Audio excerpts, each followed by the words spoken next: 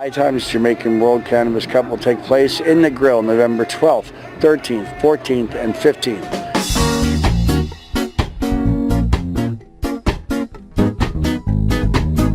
How many years have you been with High Times? I mean, what, 20, what, 70 years? 18 years. Oh, 18 years. I've been there 18 years. I was the director of advertising for a while. I was a co-editor for a couple of years, and now I'm the associate publisher. So you're associate publisher. Now, a lot of anticipation about this Jamaican Cup, the first Jamaican Cup. So what can you tell us a little bit about that, man?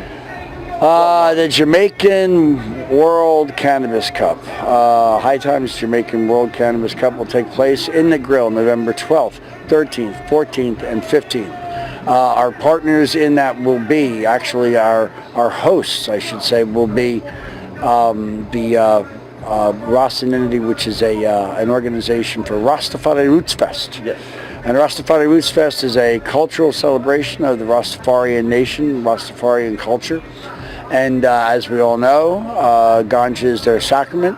They have been given their sacramental religious rights in Jamaica, and they were kind enough to invite us to their celebration to hold the High Times Jamaican World Cannabis Cup under their umbrella. Well, that's awesome. I love Jamaica. I mean, it has a special place in my heart there. What do you think as far as the people there that actually live there in front of them? How do you think this cup and everything is going on as far as cannabis-wise is going to benefit them? Because you've been there before. You've seen it and everything. You've seen these poor people and stuff. How do you think this cannabis, besides healing their bodies and stuff, and the people who need it monetarily, how do you think it's going to help them? Well, you know, Jamaica is a very poor country, and but it's not poor in the sense that we think of poor in the United States. That, you know, nobody starves because you can go fish, and nobody goes cold because it's extraordinarily warm. But on the other hand, there's no money, and you know, it's a poor country. So the legitimization of the ganja market in Jamaica, if it's done well, if it includes the traditional farmers and the traditional participants that have been feeding their families for years, for generations, on the illegal ganja market. Yeah. So long as they're able to participate in a new and emerging Jamaica that will include legalized ganja, then I think it will help a great deal. If it's just a bunch of entrepreneurs, ganjapreneurs going down there and trying to take over, then it's going to be like anything else. It won't be a very fair and equitable situation, and I don't think that'll go down easily. But I do think that there's a moment in time right now where the Jamaican government would like to see as much forward progress, much forward motion on this issue as they can get, and it's up to us to make sure that as much inclusion and as much humanity. Because of course the commerce will be there. Yeah. Well, I heard that every farmer, matter of fact, that has an acre is going to be able to grow at least an acre of cannabis. Have you heard that? Or yeah, I mean, I don't know exactly what the cultivation laws are. I do know that they're going to have medical marijuana in Jamaica, and that will be their full reciprocity with other nations.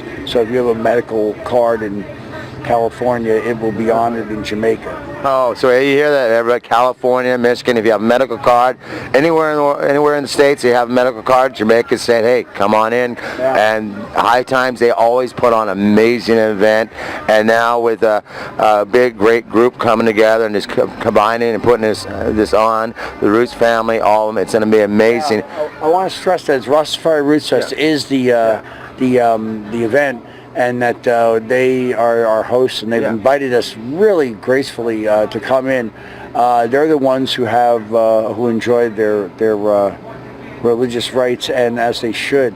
A very sincere group of people that we've dealt with. I've had the pleasure of dealing with in the past year, and I'm really looking forward to the Rastafari Roots Fest host the High Times Jamaican World Cannabis Cup November 12th, 13th, 14th and 15th in Negril, Jamaica. And here's a little tidbit for you. It will be the 50th Cannabis Cup for High Times Magazine. And you guys, I vote. You guys just celebrated, what, how many, 40-something years this year? Or was it last year, 40? Last year we celebrated 40. We're now in our 41st year. I'm 61 years old. When I was a kid, there were only 3 kinds of marijuana you could reasonably get regularly in the United States. And that was Mexican, which sucked, and Colombian, which put you to sleep, and Jamaican, which we paid more because it made us laugh. And it was really a legend when I was a child of 18, 19, 20 years old, you know?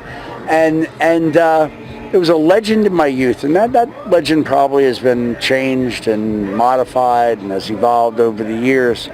But it's always been an isolated spot, Jamaica, because of all these things we've been talking about. So now we're going down there and we get a chance to look at the native ganja that's there, that remains there anyway, and we get to hopefully take the people who worked hard and took all the risk and suffered under the drug war to bring the legend of my youth to me in New Jersey. Hopefully those people and their families will be remembered as the market now opens up, and we'll see what happens. But I'll tell you this, the current administration in Jamaica, Portia Simpson, and her minister, Mark Golding, Minister of Justice. I've had personal dealings with them, and I believe these are honorable people, and I think that they are out to make serious reform, and they're out there to make sure that they help the poor people of Jamaica first and foremost. I've seen this in their hearts. I really think that's true, and that's why a lot of the reason why all this is happening right now. That's awesome. Good people behind all of this reform. That's amazing. That's what it's about. This plant brings people together. Kept going walk. Now this cup was in a desperate position, cause he wanted to know about his barnyard song. But the man jumped a fence. Yeah, baggage and tear. There came 6 fowls and 5 dogs lying in the air.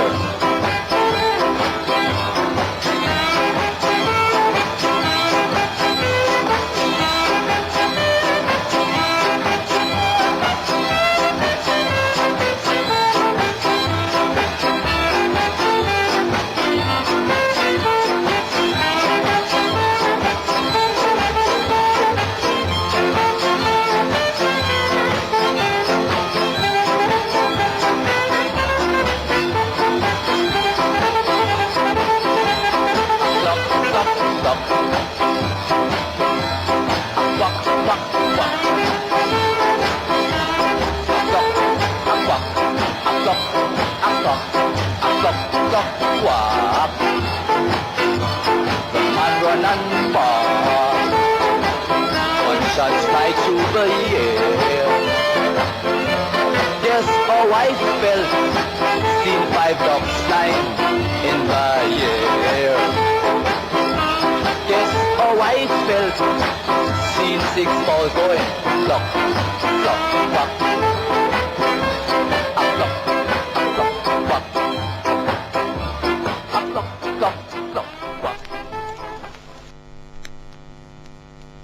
It's Burke's Law.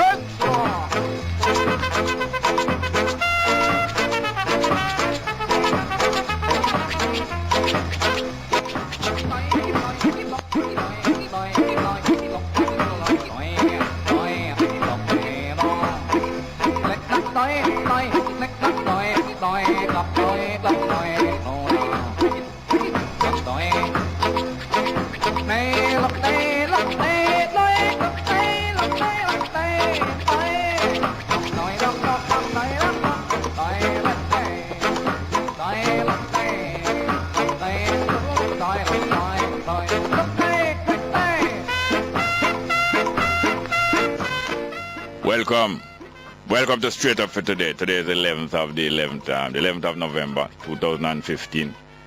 And I'm your host, Jerry Small. This is Straight Up from minutes after 9 till midday, weekdays, on News Talk 93 FM, the radio station on the campus of the Mona campus of the University of the West Indies, and heard all over. That's Prince Buster with the armor. I'll tell you about the foul thief. And then now I tell you about Burke's Law, but him a clock and clock same way, similar to the foul thief. But him our next one. We soon come to the program. This one is more telling you about the post thief. This one named Run Man Run. Straight up, let me hear now.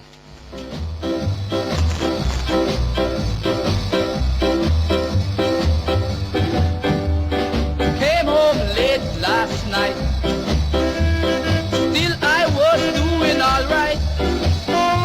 I knocked upon my door, but no one came to answer. I bent down and took a peep. Believe me, I started to weep. Guess just what I saw. Some man began to run. So run, man, run. Run till you tumble down. Oh, run, man, run. That's how I get my fun.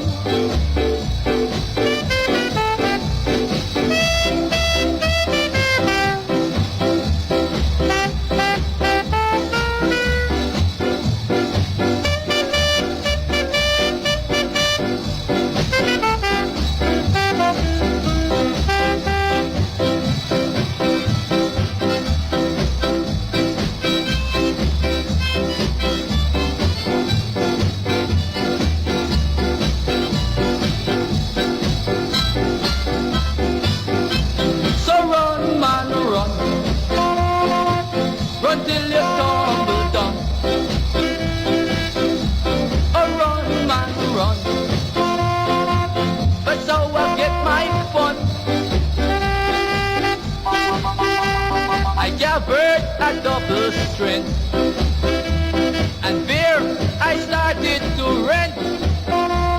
The door and the house came tumbling down. The man began to run. Oh, run, man, run. Run till you tumble down. Oh, run, man, run. That's how I get my fun.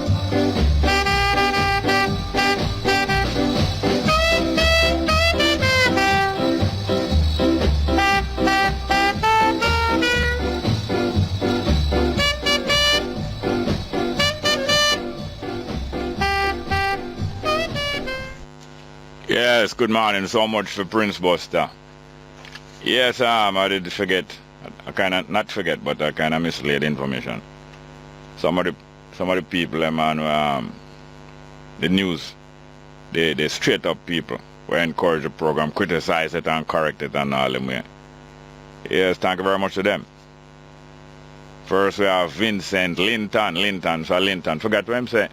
I forget what you really call him down Augustown, you know. Know him from down Augustown, down in the terminus part of Augustown. And him say for Yale Ribs also, Vincent Linton. Linton from Carlang Publishers, and Donette Phillips also from Carlang Publishers. Vincent Linton from Carlang, all time Augustown man. And Donette Phillips from Carlang Publishers. And Miss, as I was saying yesterday, Miss Keandra Williams. Miss Keandra Williams of Reed's Property Solutions. Also a law student at the University of the West Indies, Miss Keandra Williams. And our father, very, very active, straight up listener. Our father, the father of Keandra Williams, that law student up at the University of the West Indies. And I feel the Sunshine Barber Shop also down in St. Mary, the Highgate. Sunshine Barber Shop. Straight up. I think of them take care of a nephew. Hair styling, you know, nephew. Mr. Perkins' nephew. Yale the Sunshine Barber Shop in Highgate. And also the Miss Naya Skirvin. She's a writer from St. Thomas. She named Diane Skirvin, but she prefer to use the name Naya. Miss Naya Skirvin. Diane Skirvin, a writer. She's a writer from Sunning Hill in St. Thomas and a straight-up listener. Thank you very much for introducing yourself to me. Also, Donovan Wilson, a mechanic. Donovan Wilson is an straight-up listener, a mechanic. And I want to hail some youth. I see them have a dance troupe named Contrast Kids. Them have a dance troupe named Contrast Kids from Daytona and Portmore. And they went to a competition down in Mobile there. Forgot what the name of the competition, but a big dance competition located down in Montego Bay. The Contrast Kids, them come from Portmore. And them named Twitter representative named Jermaine Turner. Father is Harris Turner from Daytona and Portmore, a very strong, straight up listener also. There was another youth to them, but I never take that youth the name, you know. Another youth from the dance troupe there, the Contrast Kids dance troupe, apart from Jermaine Turner. But the whole of them and good results we wish them from the Mobile dance competition there. And hail them father again, Harris Turner from Daytona and Portmore.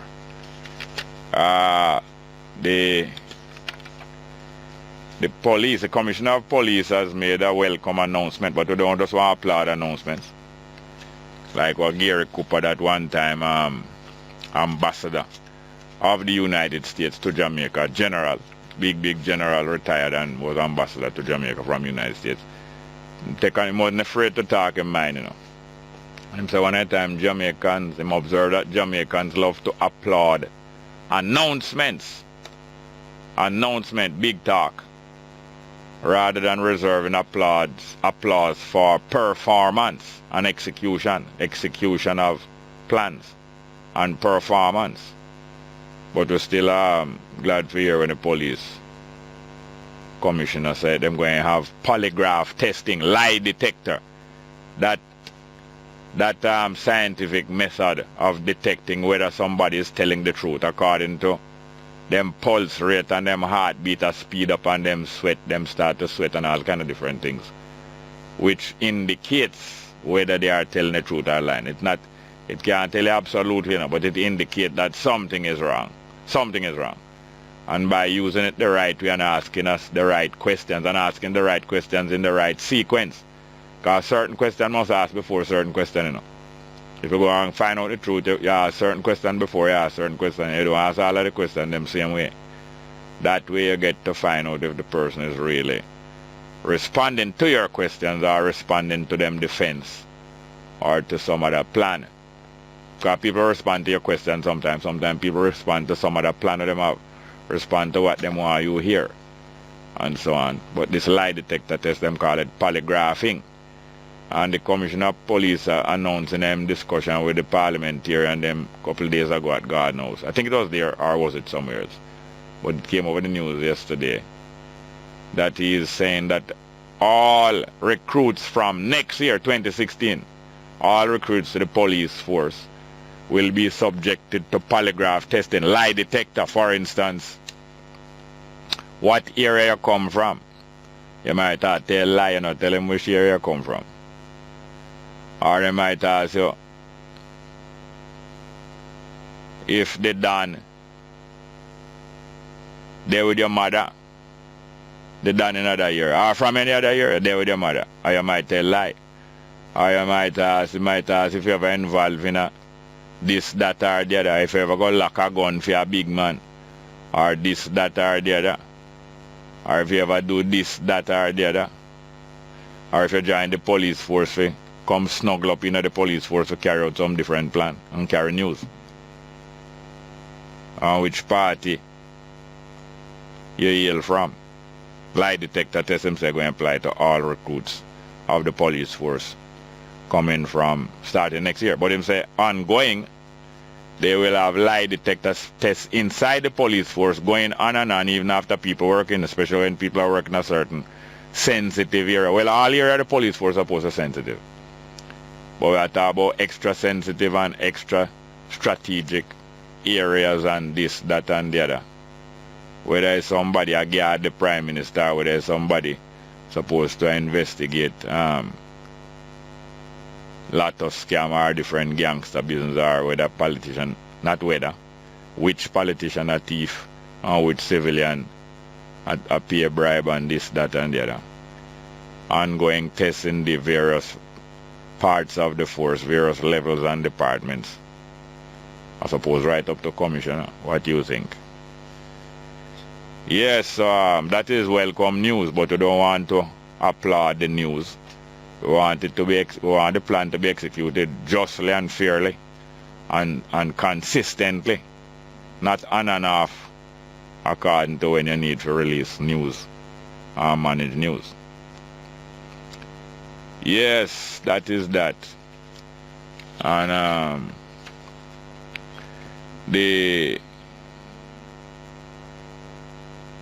I hear that Desmond McKenzie, was it in Parliament or outside of Parliament?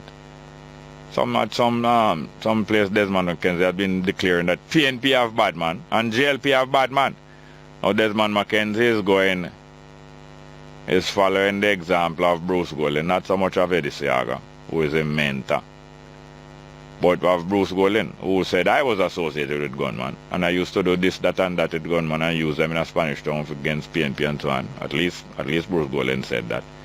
Desmond McKenzie seemed to be following more in the footsteps of his immediate past, his immediate predecessor as MP for West Kingston, rather than the legendary MP for West Kingston, Edward Seaga. So following more in the footsteps of his immediate predecessor, Bruce Golding. Desmond McKenzie has been saying PNP have bad man, JLP have bad man too. All of them have stained the name of Jamaica. And him say, I call on all of us to let us stop this thing. And him call out, say, Coke and Baby actions cost the life of hundreds of Jamaicans. Coke from the JLP side of the barricade, and Baby from the PNP side of the barricade. One from the south coast and one from the north coast, one from the east and one from the west. Their actions have cost the lives of hundreds of Jamaicans. Desmond McKenzie said. Well, that's good that you're maintaining the discussion and carrying it further. Well, carry it on, carry the ball further. And pass the ball, get some of the PNP people to, but none of them were going to go kick the ball outside, you know. Deliberately kick the ball outside. You don't understand me?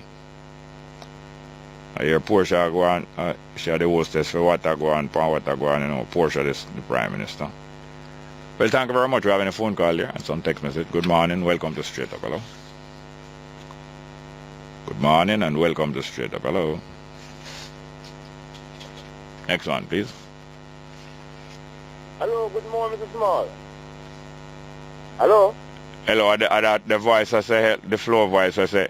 Good morning, Mr. Small. Yes, him sound like the man who work a flow. Say, good morning. Your balance is now this and a flow your work? No, yes. It's so refreshing this morning, man. Believe me. Dial 121 on your line phone and hear the voice. See if I don't see him. I want to go. Keep your voice up. That's why I'm so civilized this morning. Civilized. Keep your voice up some more. I did play music. I did play music about you. We play music about you, you know. A Prince Buster. Prince Buster music. I can't talk about two things here. Yeah. The first thing I can't talk about, you see, Ralston Iman, Dr. Ralston Iman. Dr. Ralston Iman? Is he a doctor? All right. Mr. Ralston Iman. What you say is doctor? What you say if he's a doctor? No, he's not a doctor. He's a backup man. A loader man.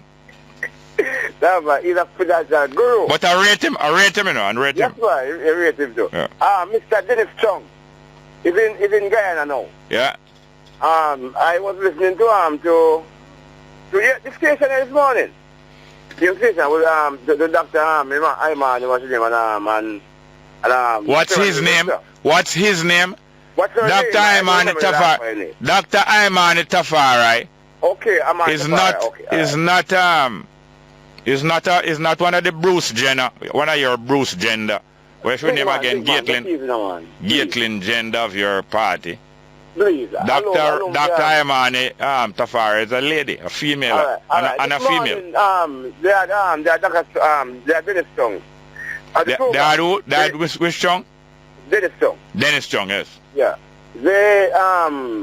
They brought up the thing about the 100 total jobs that Dr. Peter Phillips, that honorable finance minister, hard working man. Honorary. It doesn't matter what you want, he was saying that this government, when they return to power, is going to provide 100 total jobs for the nation. In what space of time? Well, he didn't say, but from the report from the Prime Institute of Jamaica, I have seen where for the last 3 years there have been at 23,000 jobs annual rate. And so, Mr.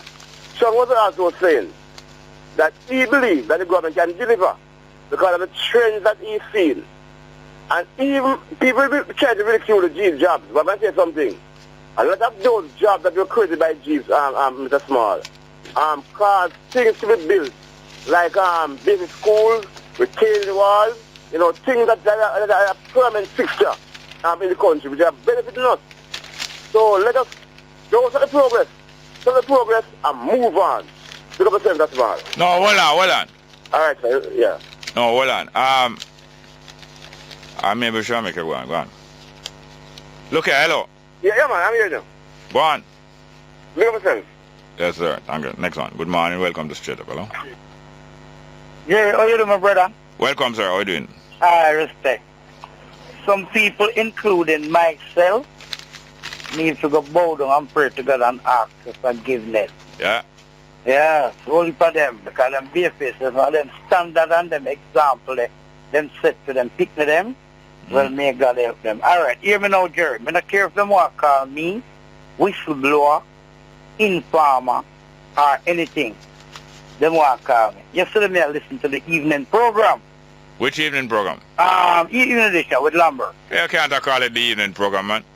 Evening edition on News Talk 93 FM, one of the most widely listened programs. Yeah, there you go. You can't allow me done, man. I say one of the most widely listened program and one of the most deeply understood. Widely listened and deeply understood. Mm-hmm. Go ahead.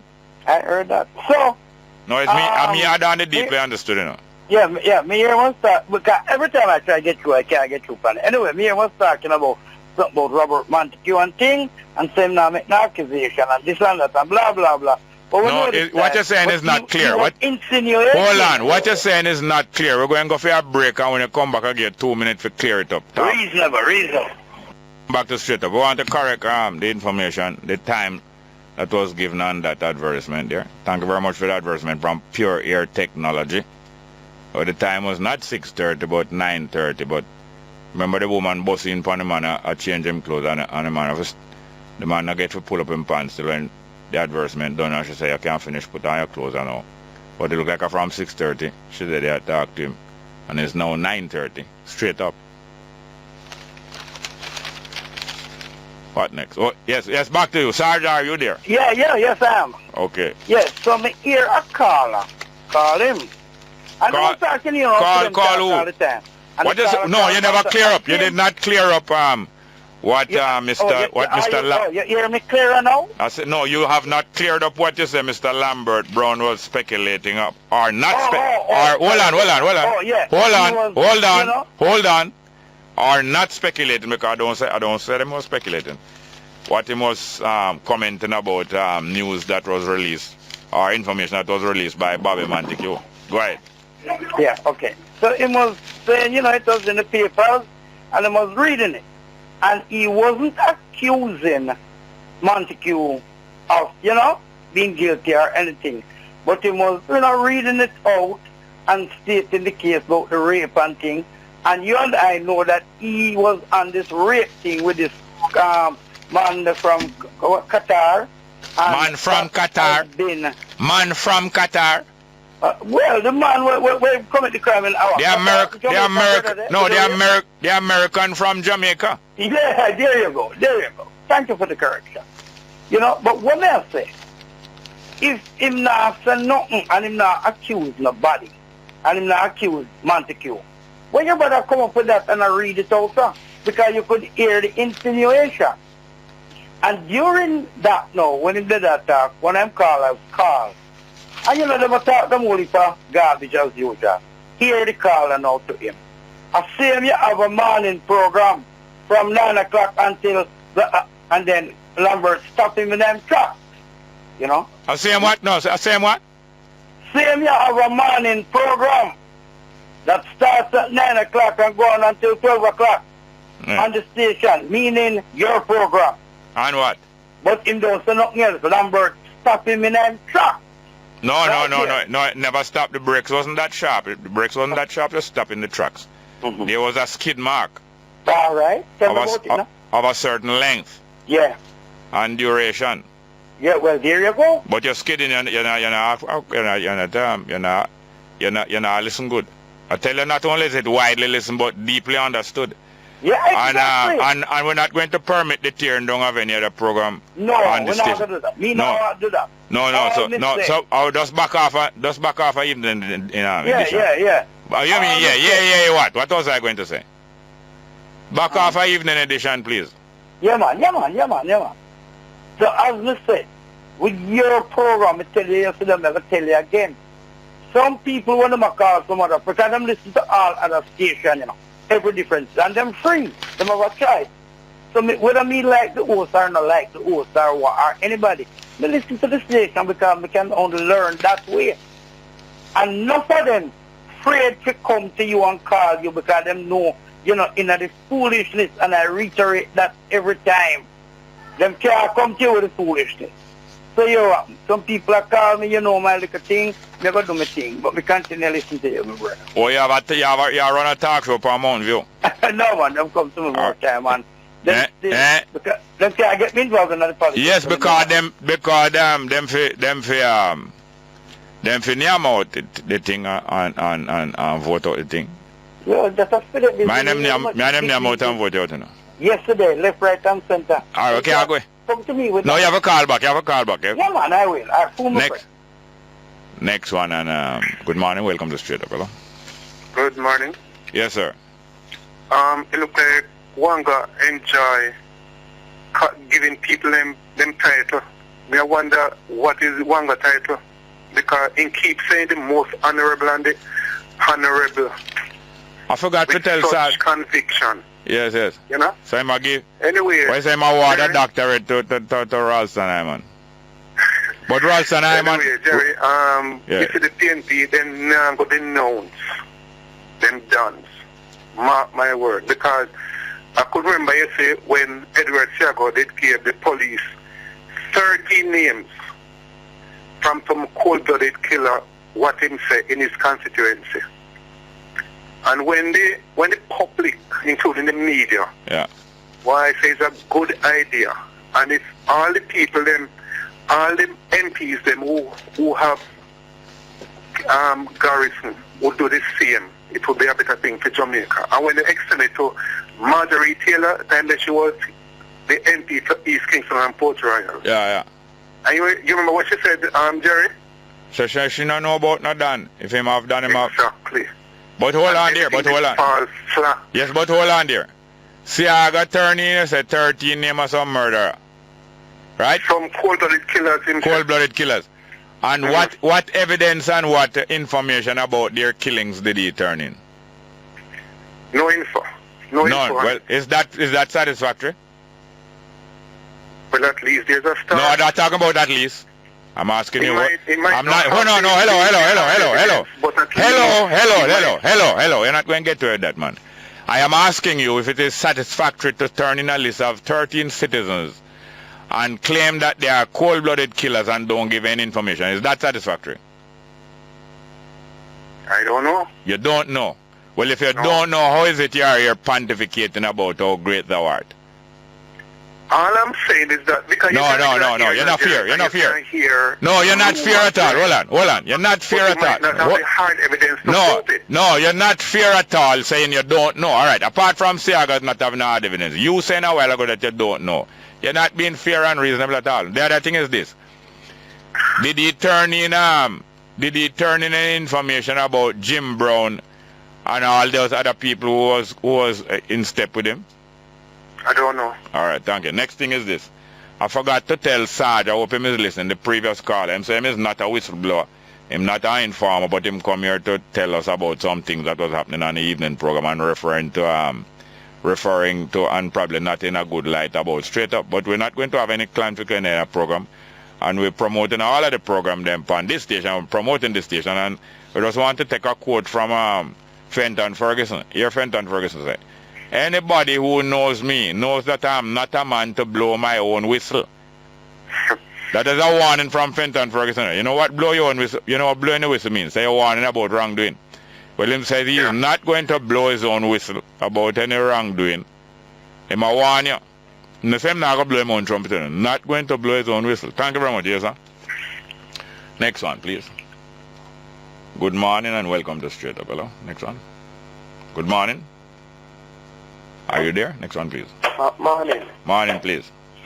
You know, Jerry, sometimes I want to call the program and sometimes I get a turn off attitude because of how I hear you deal with. Oh, Sarge was talking to you and you did not give Sarge the opportunity of explaining what he hear. You cut him. He has to go to the break. What did he hear? I heard everything that he heard also because I listen yesterday. But him talk out all what him hear say caller say Lambert Brown was examining the information that was being released accusing or smearing the name of Bobby Montague over some rape accusation about a girl 30 odd years in her mid-30s that him did rape her in when she was 18 and going up, and then after that a caller called in and was saying something criticizing this morning program straight up. And before we go to that, Jerry. Before him go to that, what did I cut? What did I cut him off about? You did not allow him. What was he talking about that I cut him off about? You never cut him off. He was trying to explain to you what he hear Lambert saying, but what he was trying to saying? Hold on. What Lambert? We heard Lambert Brown saying about what? Mr. Montague. Yes, about Bobby Montague. He said he read it on the internet. Yes. So forget what Lambert was saying. What is what Sarge is saying to you? Yeah. That you misunderstood because Sarge was trying to show you that he just raised the issue to invite comments for his friend them that call the program and support him. Yes. That's what Sarge was trying to say to you. Yes, but that is what most program hosts do, especially the one them who is partisan. They raise a matter and invite people to come in and make comment. And some of them even arrange for callers to call in and make comment in a certain direction.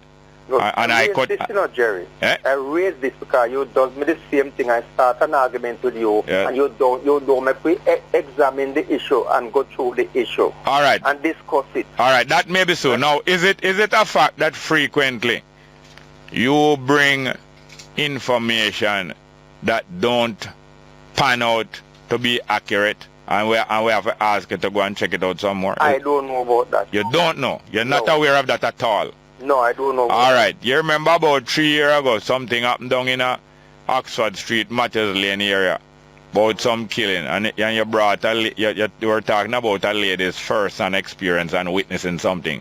And look more you put us on to the lady. You remember that? Of course I remember. And how did that work out? What the lady said? No, how did it work out about what you were saying and about whether she was an eyewitness and all these things? Well, I can't recall a lot of what was said. Then why me recall it? No, because maybe you might have reason for recall. Okay, but you don't have any reason to recall. All right, go on, talk about what you did want to talk about. Yes, Jerry. What you think about a man being arrested, carried to the police station without being searched, and you hear that he pulled a gun at the police, pointed at the police, and he was shot dead? What do you think about that? It sounds unbelievable, but people have reached into police station with a weapon already after apparently being searched, and it only shows that the police not searching properly. You might think that it never happened, and I might think that the police are so careless, and that's why that happened. Which one you say? I think they're telling lies. Oh, but do you know that? A new way of killing people in the police station or in other places. Do you know of people reaching into police station and other sensitive area with weapon upon them? That's surprising. Like in the jail. In the jail. Then jail is even deeper than police station. You know. Jail is even more supposed to be more secure. The jail part of the police station is supposed to be more secure than the part where them process them and them just bring them in. You know. You ever heard of people reaching inside a secure area and have weapon and surprise people? Of course, it do happen. It do happen. So it can happen. So it can happen. So it can happen then. It can happen. But this occasion, what information about this occasion make you disbelieve it? No, because of how it was put together.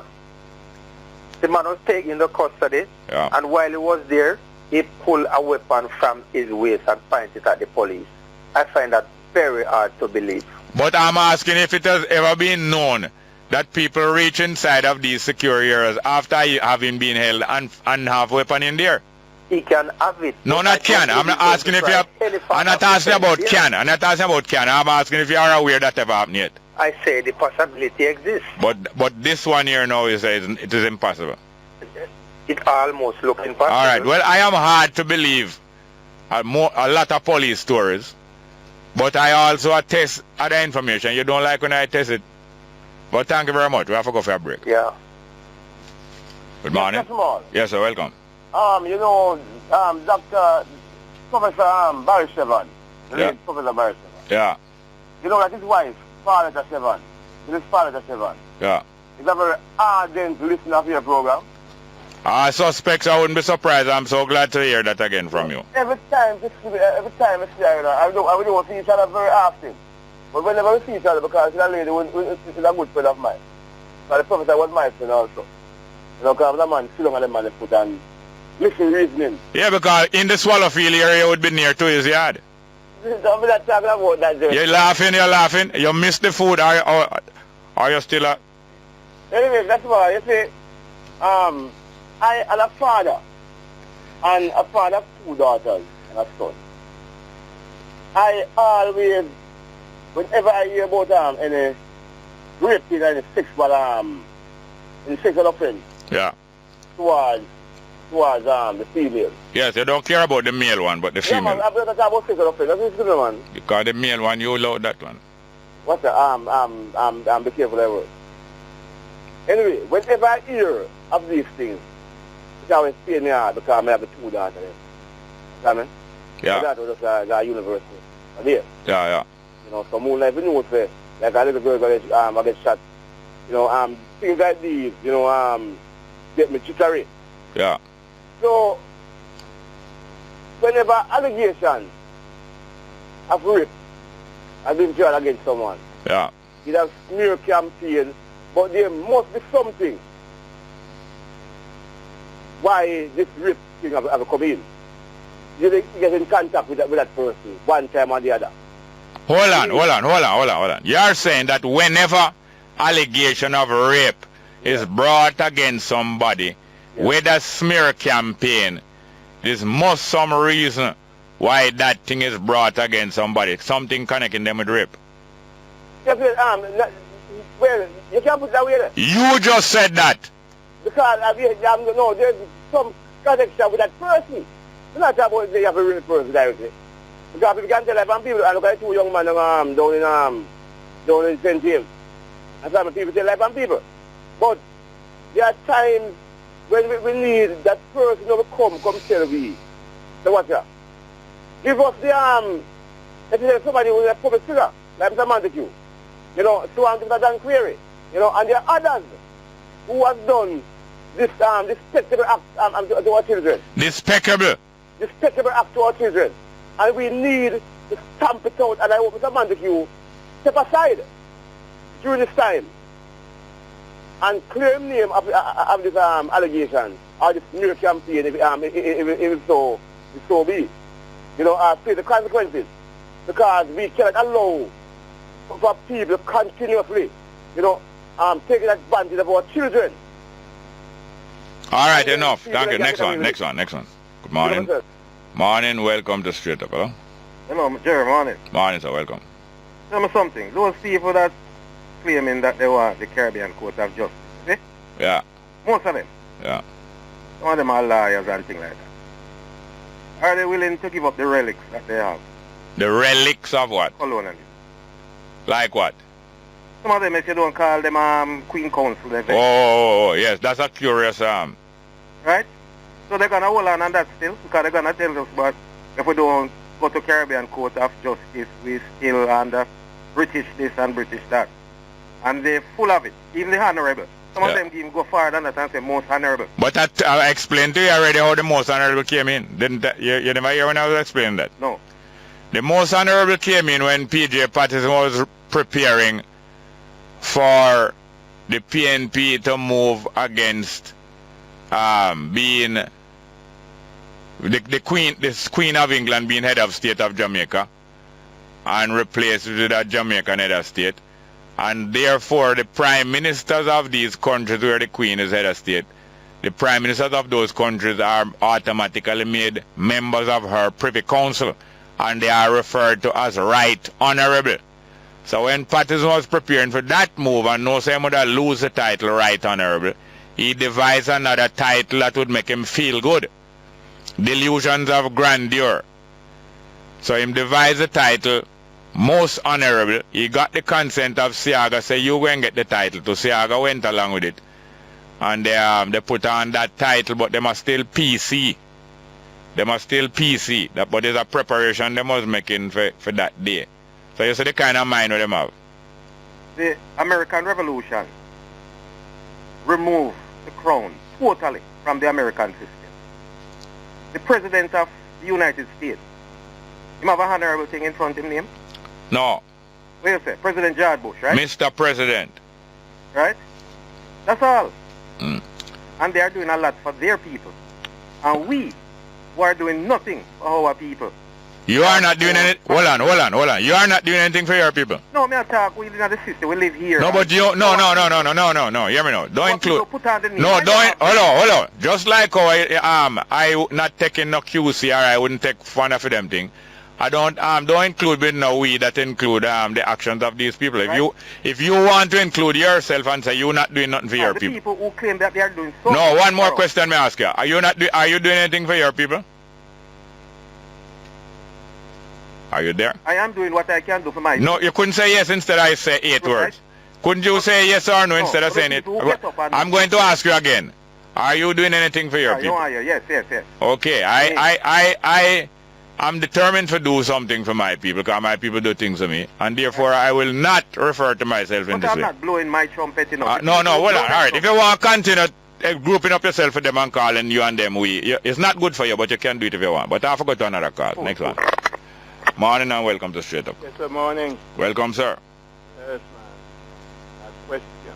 Speak up a little louder for me, please, Can sir. you hear me now? Yes, sir. What I want to ask, I'm listening to you. Your voice gone down again. Oh my God, the telephone now works, man. No, but what you do, you dictate to it and talk up. All right. Are you saying that if a man have a gun on him, yeah, and he's accosted by the police and have to go in this police station, yeah, what he must do with the gun? What he must do with the gun? Well, he would be well advised to notify the police that he have a gun on him. Right? What you think, sir? I agree with that. I agree with you. Yeah. Yes.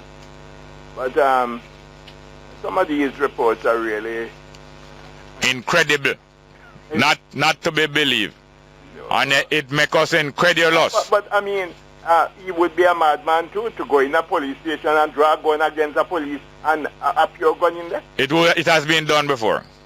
Eh? It has been done. But that man is a madman. I always disbelieve all reports of man drawing machete at police and them way. Till I witness it run there at the gates of JBC.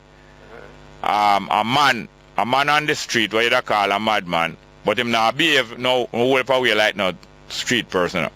But him have a machete in him hand, long machete too, and 3 policemen, 2 out of the car and 1 in the car. And the man didn't say he must put down the machete. 2 of them out of the car with them gun draw, 1 in the car. And him is not only refusing to put down the machete, but he is advancing on them, and I watched it for about 4 or 5 minutes. That make me change my mind. Say not all the time I go and disbelieve, but I know that Sick, man. I know that yes I know, but I know that some of them lie. Then now there was another incident about last year on Arbitrary Road, right in front of Holy Childhood. I was driving down and I saw the whole traffic stop up, and by the time I reached down there, there's a man there have a knife or something. Him shaping after them, but him not really do it serious on them. Shaping after the police, him not advancing to them. Shaping after them with the thing. And the 2 of them have the I think it's either 2 of them have them gun upon him. And him a shape, but him not really move down upon him, but him a make some slash and thing. And eventually them shot him. And after them shot him down, them bust him down on the ground helpless, just like the man in Ocharias where couldn't make no move. And them make a neck shot, and you see him foot popping at 2 and swing away. And all that was televised and slowly done. There was it was videotape. A lot of people were there. It could have been done a little better, but they were determined. They were determined to do this. Just like the thing down in our Ocharias a few years ago, when the people, and it's not the police alone is to be blamed. The people, a lot of the people, not all the people, but a lot of the people are bloodthirsty. And they were urging the policeman in Ocharias to shoot him and kill him. Just like how when them see you, the name Tafari, I think a Tafari and me, or Selassie. A youth me know from a little boy in a Franklin town. Down a public hospital, not in him right state of mind, up on the 3rd floor or so, out to jump over. And the crowd was telling him jump, and he was there for a long time, so much so that the television station could have sent TV camera down there. Police all start keep order and line up the crowd and keep the crowd off the sidewalk. It was a spectacle, so they were keeping order, and everybody was waiting there as a spectator sport to see the man jump, and were urging him. The police never try to stop the people. They never try to go for the man or anything. This is the kind of gladiator kind of society that 500 years of bloodthirsty slavery. One little other point. You know, I listened to the program yesterday. Yes, sir. And it was not necessary because the police were on the job, doing their job. What was not necessary? No, that argument that that guy, your... the police were there doing the job and what? No. The matter was already reported, and he claimed that the police... Which matter? The matter of... the guy about the rape. Talk up him. The rape. Oh, Montague. Okay, all right. Montague. All right, yes, next call. Yes, sir. Sorry about that. I forgot to I have to go to another call. Please, sir. I'm so sorry. Let's go to the other one. I'm so sorry. We spend a lot of time with this one. I spend half of the time. I use up half of the time. Sometimes. Morning, sir. How are you doing? Yes, not bad. Lambert, you see? Yes, sir. I heard it. He's commenting on Montague, you know? Yeah. And I think that was a very bad thing. That was for political gain. Lambert is a person I admire. I listen to his program. Like I listen to your program, right? Yeah. And I respect him and that. But I realize that he's too political. Because that is a police case. Why am I making known to the people about the man rape and all them kind of things? That's a police case. Isn't that right, man? No, look here.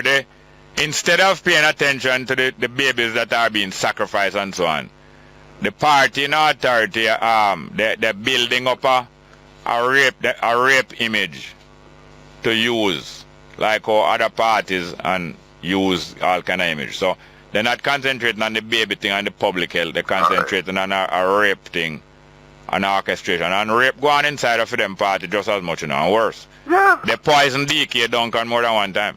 I agree with you. I have to go to the 10 a.m. headline news. Well, don't be tired, Jerry. After message, I will wait. Thank you very much. Good morning. With your 10 o'clock headlines here on News Talk 93 FM, I'm Shanice Brown. The Director of Public Prosecutions has ruled that 2 correctional officers be charged in relation to the April 2014 case in which 2 prisoners escaped from the Horizon Remand Center in Kingston. They are 34-year-old Jason Parchment of a Kingston 13 address and 31-year-old Paul Clark. The officers are to appear in the Halfway Tree Resident Magistrates Court on Tuesday, November 17, to answer to charges of negligently permitting prisoners to escape. 18-year-old Kashim Peart, otherwise called 9 Star, of Church Lane District, St. Thomas, and 22-year-old Omar Query of Augusttown, Kingston 6, escaped from the facility about 11:25 a.m. by allegedly cutting through a window. Peart is charged with murder while Query was serving a life sentence. The men remain on the run. The National Water Commission, NWC, is to acquire 50,000 new water meters and 25,000 valves for more than $7 million as it seeks to cut costs and improve service. NWC President Mark Barnett says the meters have a lifespan of 15 years, a tamper-resistant mechanism, an easy-to-read digital display, and more accurately measure the water used. According to Barnett, the new water meters are among a new generation of metering instruments and technology that utility companies around the world are using to improve efficiency and reduce costs. He was speaking at the contract signing this morning. Republican Donald Trump's plan to deport 11 million undocumented immigrants from the U.S. has been savaged by his party rivals in a TV debate. Trump's hardline proposal was attacked as impractical and disruptive by candidates who are also running for the Republican presidential nomination.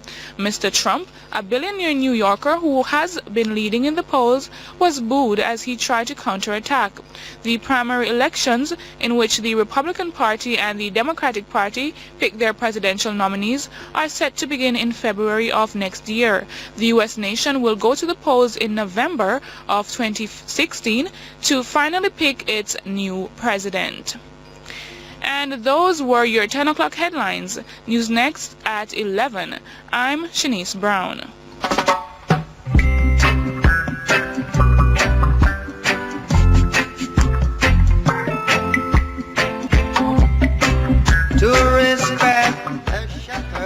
Yes, welcome back to Straight Up. I'm your host, Jerry Small. We're into the second hour of the program. I have a text message. Oh yes, my brethren I wait from before the news. We have some text message. Let's get back to the telephone. Yes, sir. Good morning. Yes, Jerry. I bet you that hard thing to break in. If you take off the H, you still have it. Come again? Habit. Yes, yes. It's a hard thing to go. Oh, yes. If you take off the H, you still have it. Okay.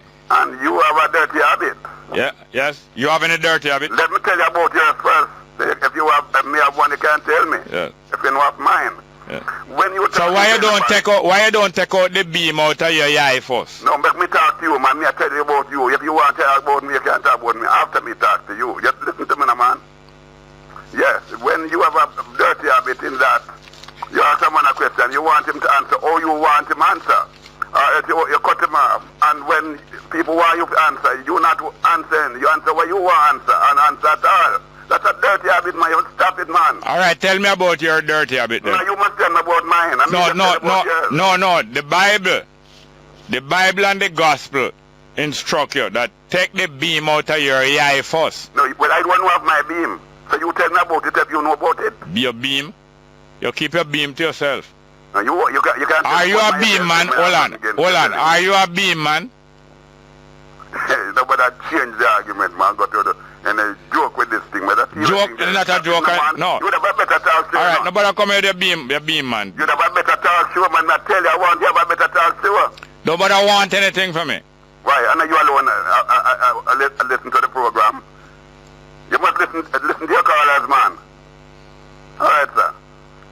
All right, go ahead. Yes, all right. Bye. No, boom. Bye, boom, bye. Yeah. Bye. No. Oh, my deal. A beam man, I want on the program, a beam man program. No, sir. Morning, welcome. Straight up, hello. Well, let's take a text message first, please. Jerry, Guardsman Security Company have not paid us hard-working guards over returns from NHT. Only we, the guards, have not got this all. The others, top staff, including... Oh, all the others, including management, get it. No, you're saying this about Guardsman Security. We don't know if it's true. We don't know if it's true, that what you're saying. Matter of fact, we should phone Guardsman Security, because if we say something against them name, we should really give them a chance to respond. Anyway. Next one.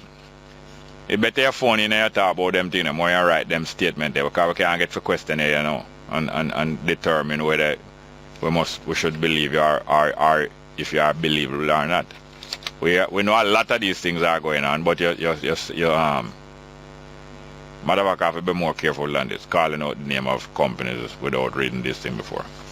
My apologies. Next one. Mr. Bongo Jerry Small, what happened to Bobby Montague? You talk every day about PNP. Tell me something now about Bobby Montague. I don't hear him on the platform. Thank you. What I must tell you about Bobby Montague? Are you sensible? Are you sensible? I must tell you something about Bobby Montague. Next one. Robin, when you are going to pay back the money you stole from Wicon to buy that Benz you have? Hear this idiot, you know. Hear this idiot. What you must do is call and tell me, or write and tell me about the money that I stole from Wicon. That's what you must do, you idiot. Thou idiot, I welcome you to write and tell me about the money I stole from Wicon, thou idiot, even though it's an idiotic thing. Next one, please explain it better to ask for help. No, please explain it being better to ask for help than to ask for handout, as said by your grandson in the promo. I never said anything about which one is better. I said asking for help implies that the helper or the proposed helper wants to help you to do something good or to do something. A handout which is solicited and which is given does not imply that the handout intend for the person giving the handout intend for you to do anything more than just hand you some money. Somebody giving you a handout does not imply that the person intend for you or the organization intend for you to do anything with it more than just take it.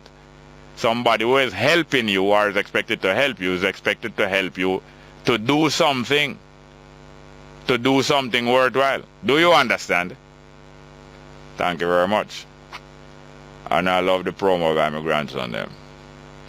With the assistance of my grandson. I love it, yeah. Yes, I do. Let's get back to the phone. Good morning and welcome to Straight Up. Welcome. Hello? Yes, ma'am. Good morning. Good morning. Morning, ma'am. Out in Portland, not yet in the program, Mr. Small. Yeah, which part of Portland? Yeah, Port Antonio. Yeah, since when? About 3 weeks now. I'm so sorry to hear that. But there are some other, I've been listening to some other programs and hearing people informing the host and the station that then they are also, their broadcasts are also being dropped and being mixed up with other transmission. You know? Now what going? That is not to make us feel comfortable enough. That's cold comfort. Because sometimes you feel down, you just sit down and listen. Yeah. And the program help you straighten up? Yeah. Well, thank you very much. Try see if you can. You have cable down there, cable TV. Sometimes the cable TV them transmit radio stations, you know, a certain section of the cable them transmit every different radio station, and you can listen that way. Or you have if you have internet, you know. Silly season, I not get none. Silly season, you not get none of the silliness. Not get none of the joke. Not get none of the joke. You hear me now? Is it the first time you're calling, ma'am? No. No? Well, you say you're not calling enough, that's why your voice not that familiar to me. Okay. So which part of Port? Which part of Port? Time with the chicken back. Oh, yes. Which part of Portland are you? Port Antonio. Oh, Port Antonio. Oh, Porty. Porty. Yes, ma'am. Right at the waterfront. So. Yes, ma'am. Which part of the waterfront? The artificial one or the new one? Or the old time one? The new one. Yeah. Pier. Yeah, the pier. Yes. But anyway, they need some more ship to come there more regular. You know, Port Antonio was big before Mobile as tourist place. Yes, at the first tourist place. Really big, you know. Really big. Place, no artificial. One hotel down there have some hundreds of room from in the 1890s. Can you imagine? All right, now if you feel down and you go by the pier and sit and watch the boats. Yes. And Port Antonio full of guest house. Every little street and every little lane, all on the back street them. You can't find place. Whole heap and well proper guest house are run proper now. Well, I don't stay at them in a few years now, but well, yes, up to 2 years I go stay at one, and then I went back road. Very nice. Yeah. All right, thank you very much, dear ma'am. Okay. I'll tell him to work on that. Yes, ma'am. Yes, ma'am. Next one, please. Good morning. Welcome to Straight Up. Hello? My turn? Yes, sir. Welcome. Morning, man. Fine, thank you. Maybe you can explain like this. Yeah. So, hand out. When you give him on the fish we eat, full in belly, you know. Oh. And when you help him now, you teach him how to fish. Okay. I hand out fish. And help man learn for fish. Yes, sir. True. And feed himself longer. Very well put. This thing with the man at the station with the gun.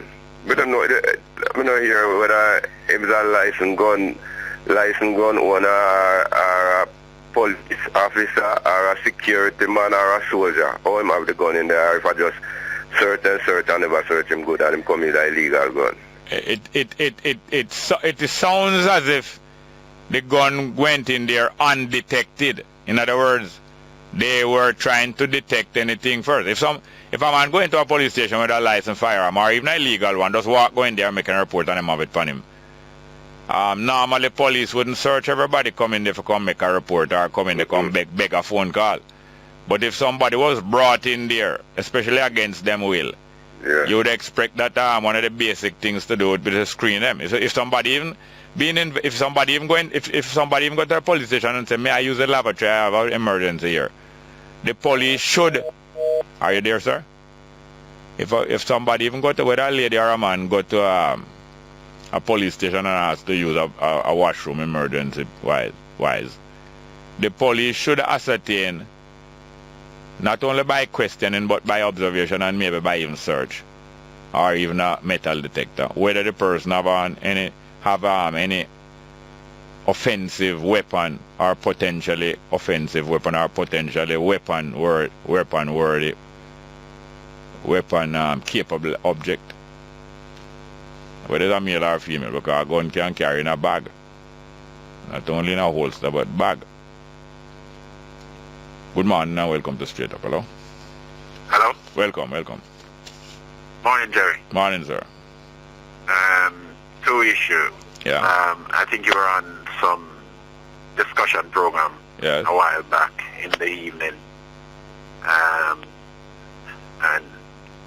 you had made mention of persons who want to show that they weren't afraid to go into any area as politician, and Mike Henry got shot. Oh, yes. You remember that point, and he glossed over it because he never wanted to accept your thing. But I can recall in my own community, I grew up in rural St. Andrew. Yes. And in my community, in fact, in my own household, a picture of Buster Manji and Edward Seaga was on the wall because my grandmother was voting for Buster. Yeah, keep your voice up a little, please. Yes, my grandmother was voting for Buster long after Buster was dead. Yeah. And the JLP came in the area now, and they gave all of us a good trashing. Yes. Including me. People hitting you with iron and stuff like that, innocently. What? Yeah. And that was an awakening. That was my moment. I hope now. Yeah. Yeah. All right. I just want to change gear a bit. Yes, sir. Mr. Vaz Stridency in the man in Fenton Ferguson, they hounded out of the parliament. Yes. I just find him a bit self-serving because considering not too long ago he shouldn't even be in the parliament, seeing that he was another citizen of another country. Yeah. Was he asking for his removal from the cabinet or him should lose his seat? It would appear as if the gentleman wants him gone. The fact that he has been moved from the Ministry of Health. Yeah. In my humble opinion, and Mr. Vaz has been throwing a lot of stone. Yeah. That should have been enough. But still, he is now changing gear and demanding that the gentleman be removed. I forgot to check back what I heard, or even check back it was something that I might not have heard, because my impression was that Vaz was saying a shuffle for somebody to have failed and to show. So for somebody to have failed and to show incompetence in monitoring and supervising would automatically disqualify them for any comparable job, and therefore him should not get back. I didn't. With the greatest of hold on. don't give Mr. Vaz any kind of credibility. No, hold on. Before, hold on. Hello, sir. I was making a point, and surely you want me to be able to finish my point. I know that I heard Vaz saying that he should be disqualified from any other like job. I was not aware of hearing him say that he should be removed from his parliamentary seat. I don't know if it means at the next election it should cost him his seat. I don't know. Did you categorically hear him say? No. He is insistent that the gentleman be removed. From what? From the parliament, Jerry. You heard him say that he must be removed from the parliament? In fact, he got up yesterday and said he was being muzzled because Fenton was there, and he wanted some order because Fenton was at health. Now Fenton is at the other ministry that. Oh no! But this is all about the ministry. You are admitting that it is about him holding a ministry post which him should not hold. I don't hear anything about seat. I don't say it's not true, you're saying, but I don't hear nothing about seat even in what you're saying. I hear talking about a ministry seat. Yeah, but I'm saying no, hold on. Look here now. Such right. Pardon me? To make that demand be removed. No, listen here. You have not established, and maybe what you are saying is true, but you have not established that Vaz is demanding his removal from the seat in St. Thomas. You have not established that. No, not the seat from his. But then why never admit that? Then why never admit that 4 minutes ago that him not asking for him to remove it? No, but you said. One other thing, Jerry. Not one other thing yet. Not quite. Not so fast. Not so fast. Story. I want you to explain that some more. What story? I was listening to you, and you what story? The maroon dot, the country, and they somehow gave it up. So I would love to hear you explore that. All right, that's going to take another next few minutes. We have our guests coming up, but before we go anywhere, yes, you did say that Vaz trying to remove Ferguson from the parliament. Absolutely, yeah. But and then after that you admit that is removed from ministry. And you're still backing and forth. I am not here to defend any of them, but I'm here to examine if what you are saying is on all fours with what you are claiming. Yes. Well, thank you very much. No, call again. You're going over the time. We're going over the time. Next call, please. Over the time. Next call. Good morning. Welcome. Straight up. Hello. Gary, good morning. Morning, ma'am. Hello. Listen to me. I made sure I checked. Yeah. The phone before I came on, Yes. $302 on the phone and some cents. Yes, I owe you. When I get up, I'm going to say how much because I've been waiting for a long time. And this is what people inquiring with you about, Yes, ma'am. You're just not considerate towards people at all, No, it's only you I'm considered against, ma'am. Good morning to you and good morning to Jamaicans all over the world. Good morning, Jamaicans. What can I do for makeup? I don't know what you're going to do, all other stuff, okay? What's about hold my stuff? You're going to have to do whole heap of something to make up, man. Whole heap of things. I don't know if I'm capable. You better be capable. Some of it is above my pay grade. Well, we'll find out. We'll see. Now, Jerry, I went out into St. Thomas about 2 weeks ago, you see? Yeah. To look at houses because someone wants a house. Someone called from abroad to say and to look for a house. But then, and the reason in St. Thomas is because it's near to the mineral bath. Oh, right? yes. So we went out looking around. Came across a scheme, you see? Yeah. It is being built by Mafood. I think it's Mafood, yes. Yeah. The developers are what? Orchid, I think they say Orchid developers. Yeah. Past this place, we saw these a few cars were out there and tents and all that. That means it was You saw a few what? Two cars. Yeah. Not a lot of cars, when you have an open house or open day, whatever they call it. Yeah. When they're selling stuff there, you see a lot of cars like up in Red Hills there the other day. Yeah. It was cars lined the whole street. You couldn't even get inside that place up there. When we had the open house up there, open day. Yeah. Open house, whatever. There's a few cars and tents and all that was there. So it was what they call it, open house, open what? No. Yeah. When people should come in and look around and see. Yeah. And Just went in, drove in and look around. They never stopped to talk to any of them because, you know. But what I find out, you see, these little houses are so clustered. Yeah.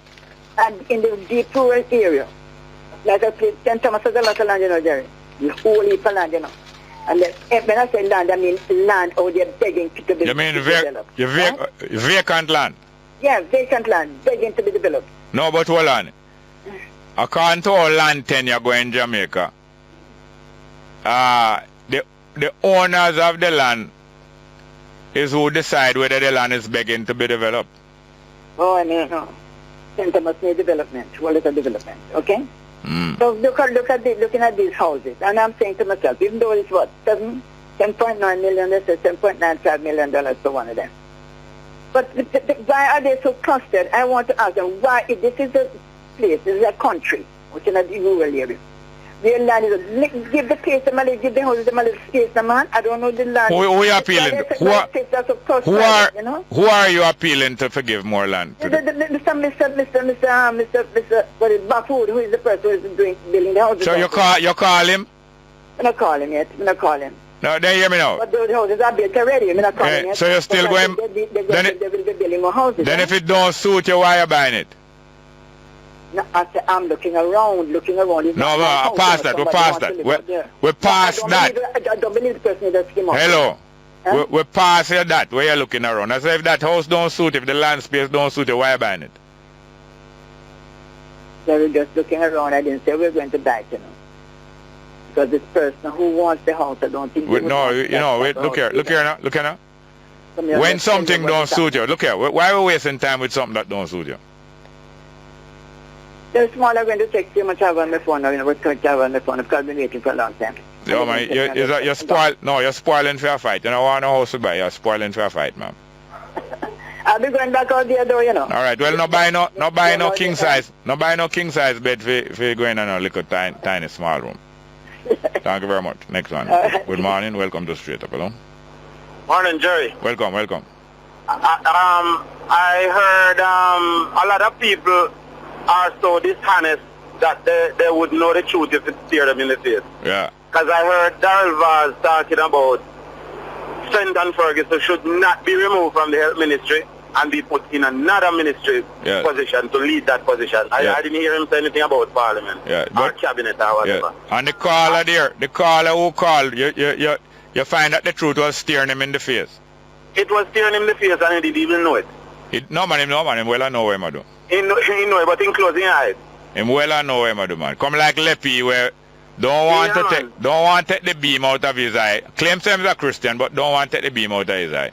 But he want to take it out of other people's eye. Yes. But anyway, Jerry, sense is something that you can't purchase in the stores, and it's a problem for a lot of people. Yeah. I don't care if Fenton Ferguson wants to be member of parliament. At least he's not he's not representing the constituency that I live in, because I would have a problem with a manager like that who does not oversee his position properly and is subordinate. Mm. And as far as I know, the issue that it doesn't take money to oversee proper hygiene in the hospitals and see to it that your subordinates are doing what they're supposed to be doing by reporting to you, consistently so that you know what's going on. It doesn't take money to do that. No. So for people to be sitting there and talking about Fenton Ferguson is the best health minister. Who said that? Hold on. Who said Fenton Ferguson is the best? Who said Fenton Ferguson is the best health minister? I was watching the news last night. Just tell me who says so. I see some people who attend the court yesterday, and they were saying he's doing a very good job. Attend which court? Excuse me? Attend which court? Not the court, the parliament. The parliamentary sitting. I mean, they were outside. So after he walked out, now you see a lot of people with placards and posters of Fenton Ferguson showing how good he was and no, but hold on. a very good job and all no, that. Hello. But they are paid to do that. You cannot pay attention to people. Oh, yeah, no, they're paid to do that. They are paid. Hold on. Hold on. They're paid to do that. Could you listen to me? Hello. You ever see some people that walk with some sandwich board? You know sandwich board? Where you have one big placard down in front there like a apron and one down your back. Oh, yeah. And you say, go to Kentucky and buy Kentucky. Yeah, well, these people is sandwich board people that are paid to come go there and do that. Eh?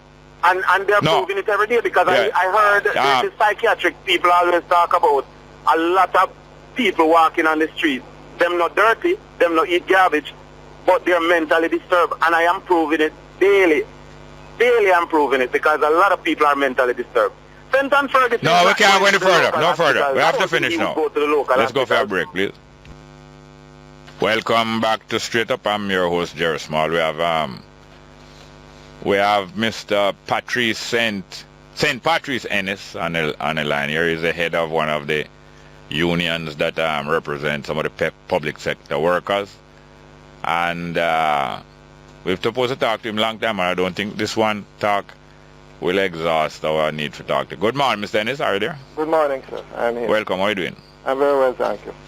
The attention to the public sector wage negotiations and so on has not been so focused in recent time with a whole heap of spectacular things, including election excitement coming in the year. But little by little, some of the groups have been agreeing to some of the wage negotiation and conditions. That is correct. And as we speak, every day there is negotiation because there's over 60 groups,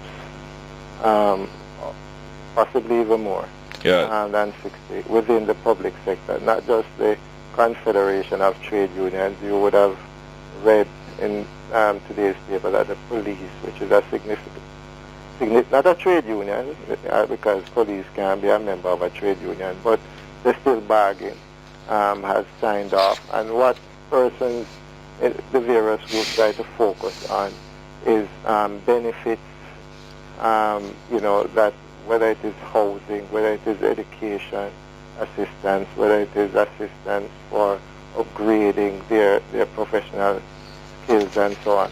They try to focus on those kind of benefits because more or less the wage component is already predetermined. Yes. So that is what has been happening, and most of them have been completed thus far, but there are some critical ones that still remain in the health ministry. For example, I have a few groups in the health, that would be in the health ministry, like the medical technologists, dental assistants, lab technicians, and so on, that are yet to complete the negotiation process. And even outside of that, I am still negotiating with Met officers.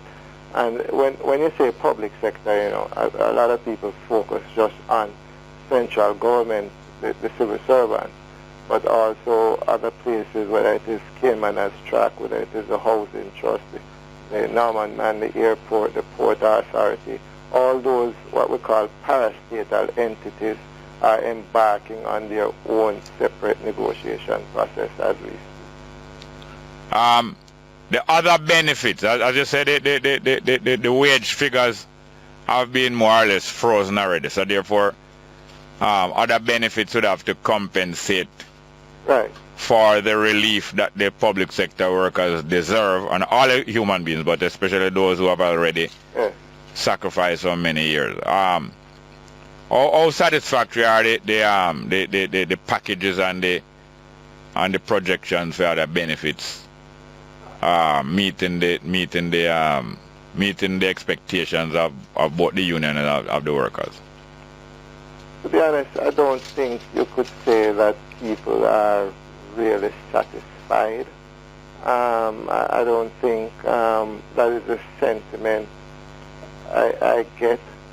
And obviously the sentiment, as you would have been hearing prior to the conclusion of some of these negotiations, is that people wanted to somewhat restore what they had lost in previous years as a result of the wage freeze. So I can't speak for everybody, but the sentiment that I've been getting is that we're not, not that we are pleased about these settlements, but there's also this other sentiment that people recognize that the time is difficult. it's not a lot out there. And what we're trying to do is to be creative in terms of what we can access. For example, one of the two most expensive things most persons will ever purchase in their lives is house and probably a motor vehicle. Yeah. And you would have known that one of the problems that we have in a country like ours, coming from a plantation legacy, is the lack of housing. And the government has a lot of land. Yes. And so we have to be creative in terms of how we can get the government to free up some land that public sector workers can have access to, but not just free it up, but so that the infrastructure can go in. Because a piece of land in the middle of Jamaica is not freed up unless there's a road there for make you go reach there. Because you can't give people land and them have to walk through bush go there. It must at least have a road go there where them can both carry them furniture, go put in it, carry the brick and thing, go build the house, carry them furniture, go put in the house, carry them children home even and carry them back home at night time without it's bush and them children get attacked. So therefore infrastructure and all those things is a part of the basic requirements of land tenure. Right. And one of the things that is not really publicized is the lack of housing amongst working people. Yes. And for many working people, it don't matter how long they work or how hard they work, they'll never be able to afford a house in Jamaica. Yeah, it's like a treadmill. Right. And this is one of the things that you see in a lot of it's sad to say, but in a lot of ways, a lot of things that remain from 1838 still plague us today. Still. Right. And from 1938, although the Labour movement never really started in 1930, it started before that. Start before that, of course. Because look here, I don't know if you know that the people them organize themselves, and they call it gangs. They organize themselves into groups to go and work in when the crop them refuse to work on the estate. Them go up in the hills and them have them land and them thing. But when crop time come, them organize to go down near to the sugar estate and to work for a while for some cash money. Right. And they organize, them used to negotiate jointly. Right. And you have some leader of these groups. These were the first unions. Right. But you know, and as I said, is that the working movement is a long time longer than 1938. And you know, the victors normally write history. Yes. And so the ones who were, more the middle class and the brown class get to write that kind of history in terms of the contribution. But it started before that. Yeah. So that legacy in terms of not owning a property is still something that plagues us. And even with the NHT that came about in 1976 or thereabout, which was an attempt to ameliorate that situation. It has been manipulated. It is, yes, that is clear in terms of some of the land purchase that you have seen happening. But Mr. Innes, your negotiation with the government for public sector, is it a joint negotiation or you negotiate for your sector? There is a general joint negotiation by what the Confederation of Trade Unions that negotiate largely for certain categories of workers, and these are mainly weekly, fortnightly in many instances, and that is a broad group which involves about 12 unions under the Confederation. But separate and apart from that, we have individual negotiations for other groups. And I mentioned some of them currently, like for the Met officers, other central government, other civil servants, we have that kind of negotiation.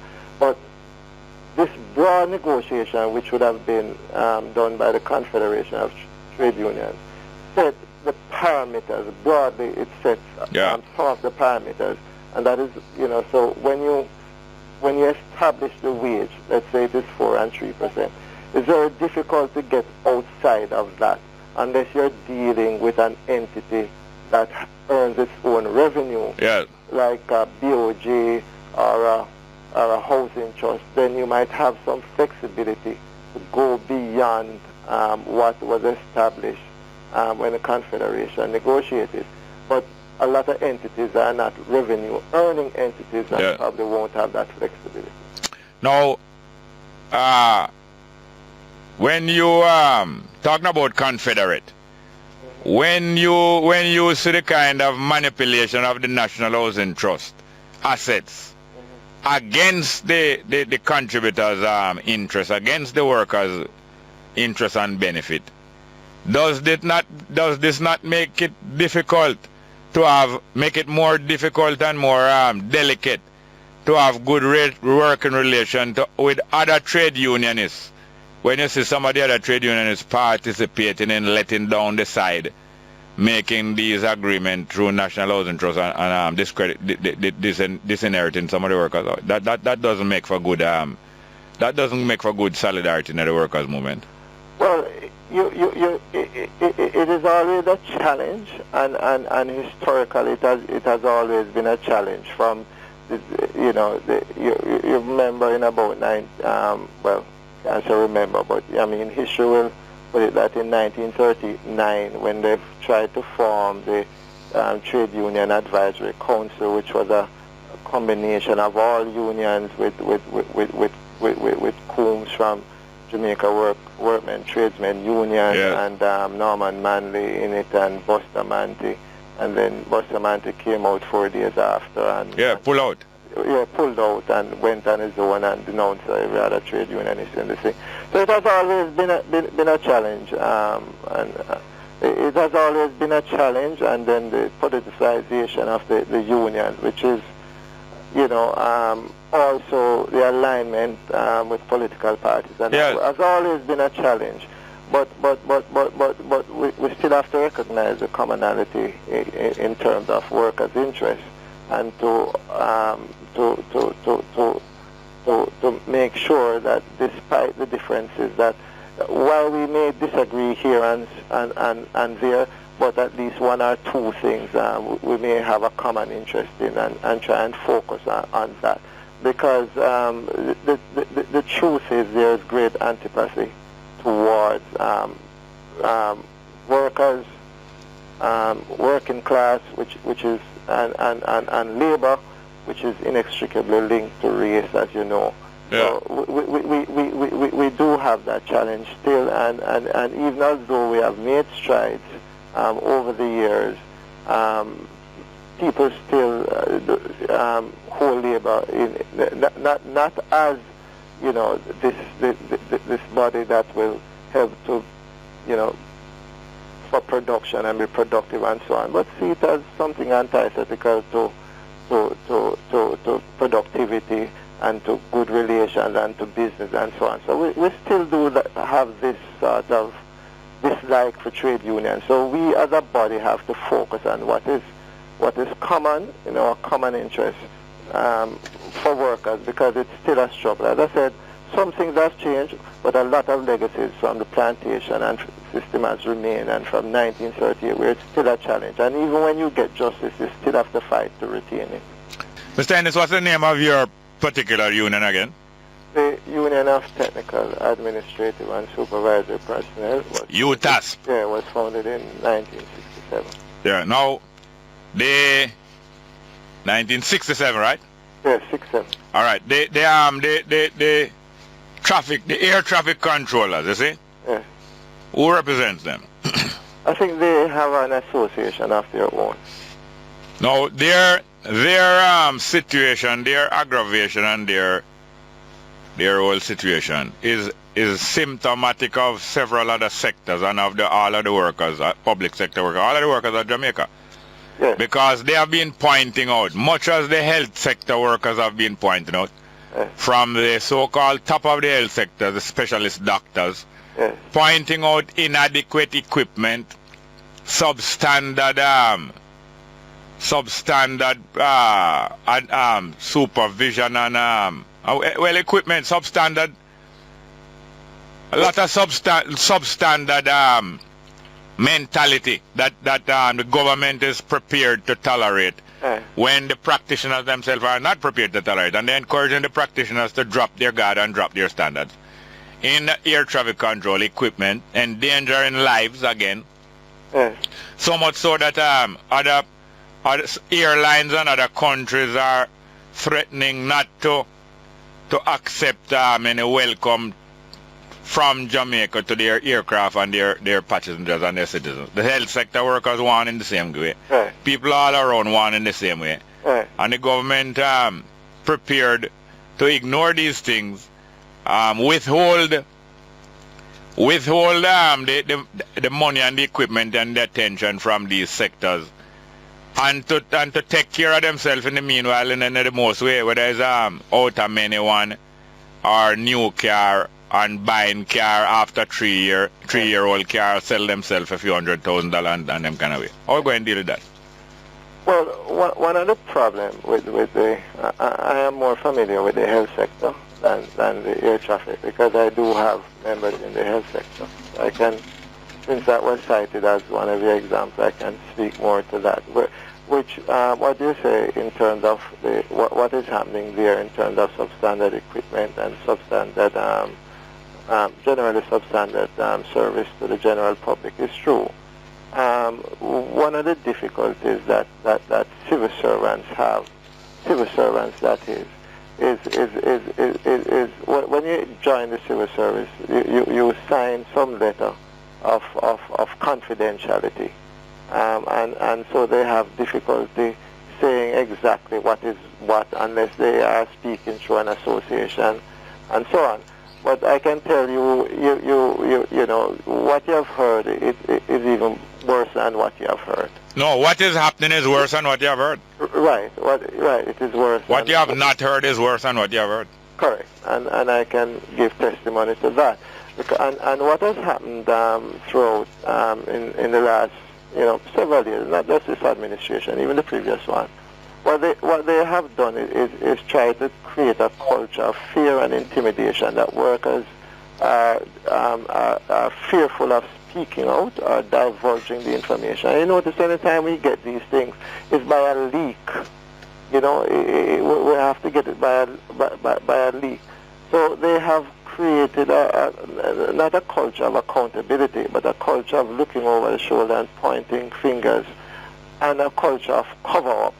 And so you're not hearing everything, because even what you've heard in the health sector is not an audit of the health sector, it's an infection control audit. So that just speaks to one area. One aspect. One aspect, right? And we are much alarmed about that. But there are several other aspects. And the word audit, I believe, it comes from the word audio, right, which means I hear or I listen or I sound out the things, like a sounding trumpet. Right. Now hear me now. I would entrust my dental care to Dr. Ferguson, but dare you entrust the labor movement and negotiations and all these different things to Dr. Ferguson, because they have moved them now from health and them put him right in your ballpark. Right. Well, this is nothing personal, but the reality is this now. Yeah, but the truth is, the Dr. Ferguson helped create that culture of silence. Also, yes. Instead of a culture of transparency, and let the country know what exactly is ailing the health sector, because it was deteriorating even before him, I know. But it continued, and he reinforced that culture of silence. Yes. And people, if somebody says something, they feel that they'll be victimized. Instead of solving the issue, if something is said, is to try and point the finger, who said it and what we must do about it. Yes. And that's how the culture. And I read this statement today, but the truth is, I mean, the performance was woeful. Dismal. Long before this 19 baby thing. Dismal. I mean, this 19 baby thing is long before that. I mean, have you ever seen somebody end up with a complete set of dentures? All of them teeth pull out of them head, bottom and top, and them a complete set of dentures with gold teeth include front teeth, gold teeth, and all them with it. And the only person who benefit, the only people who benefit is the because most time it don't even fit well, you know. The only person who benefit is the dentist and the dental technician and the people who make some money off of it. And the person never need to pull out them teeth in the first place. Well, I don't know those people. And it don't fit well. But I understand the example. But and them back, and through that now you end up now with your back being worse than your bite, because your bite no good. The health sector is in a crisis. I don't know what Ferguson will do at the Ministry of Labour, but the truth is the accumulation of these problems. I mean, and the fact that nobody was held accountable. Tell me something. Talking about accountable. If the no user fee crippled, the ability to equip the health sector workers and therefore to treat the public, then how come, if it crippled them, how come the new administration never do anything about it, about that crippling effect? Because it became a political issue in the sense that if I don't know of any health sector group of professionals that will tell you that the done-user fee policy has not contributed to the deterioration in the health sector. The ability to deliver. Right. Any group you ask. If you ask the doctors, if you ask the nurses, pharmacists, the pharmacists, labs, each of them will tell you that since the abolition of the user fee, things have gotten far more difficult. But you go to a specialist or you go to emergency room when your general practitioner has either failed you or is out to golf. Right. When you go to the emergency room and the specialist, you don't expect a specialist to be prescribing Panadol and cold showers. No, but they look, a change of head, unless you have some radical transformation in terms of even personnel changes within the health sector. I mean, changing to Horace Daly. Because remember, Horace Daly was there before. He was there during the malaria outbreak. And so on. And what I can tell you is that that same culture of silence obtained then as it did, as it was in the chikungunya era. Well, you know what Horace Daly's professional non-diploma is? Pardon? You know what Horace Daly's professional non-diploma is? What, is that teacher? I don't know. No, his non-diploma is his trade name. No. Or stage name. No. Gangster for life. But anyway, thank you very much, St. Patrick. Go and call upon you again before the end of the year to help us go through some of the difficulties. I'll talk some trade union here. Yes, sir, more trade union, more. Good. Well, thank you very much. We have a request here from Dr. Ferguson.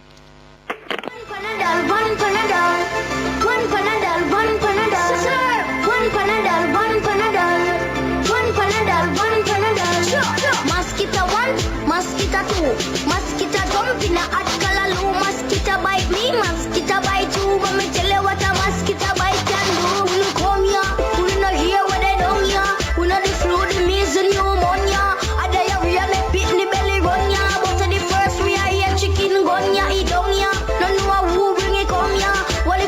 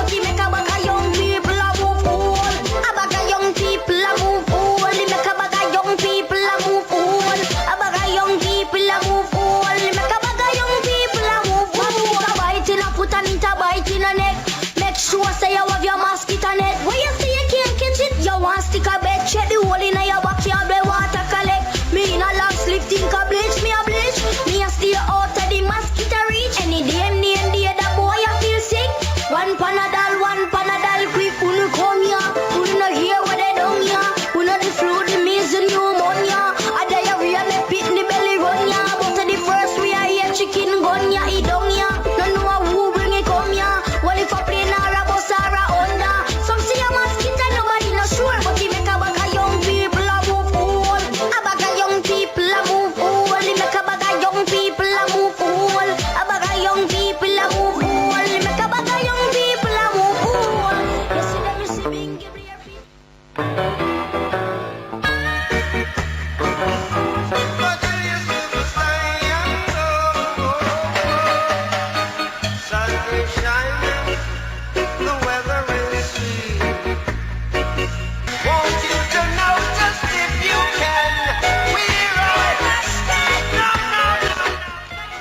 Yeah, welcome back to Straight Up, third hour of Straight Up for today, the 11th of November, Wednesday, the 11th of November. More text message. Good morning, Bongo Jerry. Which party has the most gangsters? Can you say? What about the founding members? Could they be considered the ones who started it? Well, the gangsters were among the founding members, but it's not all of the founding members or most of them was gangsters. But gangsters take time dominate the party culture over the years. Next one. Good morning, sir. Big up Carlton from Maca Always I listen to your program. Shout him up. Ever I introduce people to your show? Well, I'm so glad for that. So grateful to Carlton introducing people to the show. You don't almost swallow everything what we say. You mustn't swallow everything what we say neither. Digest it, and if it is what you said, if it is unpalatable or forget the other word, don't swallow it. Next one. Jerry, the security guards in Jamaica are working on the apartheid system. The government line bed with the bosses. Well, I know that is true. For the most part, the government line bed with the bosses. Next one. Jerry, did you know that Montague and Don Query are best friends? He encouraged him to enter representational politics. Yeah. This rumor that going around, it don't smell good enough. And it might lead back. The tracks, the footprints of it might lead back to where it come from. The footprints of this rumor, or these rumors. I notice some people start sending some text message. The same rumor mill, the same rumor mongering mill. Some of them sending some text message here. It's going to reach back. The footprints of it going to reach back, right back to the factory. The factory where it come from. The rumor mongering factory of the gang. Next one. Jerry, John Paul White used his big money and buy out the Licky comrades, for example, Wanga. But real PNP are rebelling. John Paul White in Trelawney as against Patrick Atkinson. That's who them talking about. Don't know about the inside, right? Some more text messages, please. Yes, and up to now I don't get to read out. Go and read it now. Out of the Garvey magazine, Remembering Garvey, and out of the news, and a few more things, quite a few more things, including today, government ordered to pay 4.2 million by Mr. Justice Batts for insensitive treatment, for false imprisonment, aggravated damages, and loss of business. Yeah, man, Mr. Justice Batts is saying Mr. Justice Batts who warned the police that they may not just stop people car so in a random search, and which is unjustified. See a picture of Michael Phillips, Peter Phillips' son, in consultation with Arnold Brown on the front page of the paper. Well, look just like him father, may I tell you. Front page observer. Look just like him father. Him clothes fit even better than him father clothes. Nobody can say him wear him father jacket. This is not a jacket. This is Peter Phillips' self. And Minnie Phillips' self. Michael Phillips. Look just like him father, eh? Probably better looking. Or maybe 3 younger. Yes, and Firewoman of the Year from St. Elizabeth. I think she in charge of that station in Santa Cruz. Is it the same lady I met? This lady man is a straight up listener right at the Santa Cruz fire station there. talk about her several times. I think she say man get fired one of the year, firefighter of the year. Firefighter of the year in the Observer, page 10. Next text message. Why not give 100 and odd jobs now? Is 100 and odd job now or 100 odd thousand you mean to say? Which one you mean to say? 100 odd thousand? Why not give 100 and odd job now? Why after election? Tell me, Mr. Peart, me want some fertilizer and road in Manchester. That's Michael Peart. Is he going to leave politics after this term, like his brother left after the last term? Next one. Jerry, I am living in constituency of West Portland, and I'm ashamed to say we don't have any hospital at all here. Is there an MP? I don't even know who he is. West Portland. West Portland would be, oh, is Daryl Vaz. I think East Portland is the doctor. What's his name? No more hospital in Port Antonio. You used to have a hospital up the hill in Port Antonio. Next one. Net fishing and bad mannerism of the security forces has been the major problem. Why they can't get public support?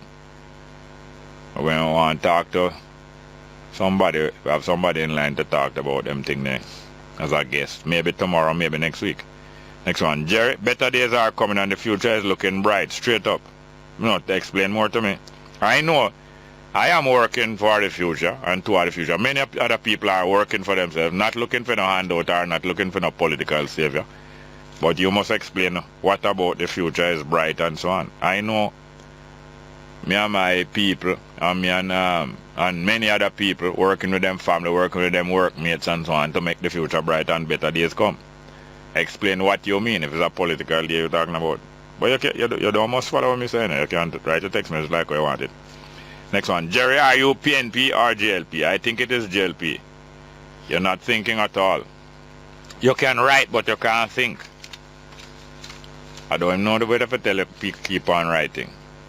Stop writing and start thinking, and then start writing again. Next one. Yes, we have a big up here. Big up Deputy Superintendent of Police Melvin Carr and the entire team at the North-South Highway is locked in. Well, thank you very much. Glad for that.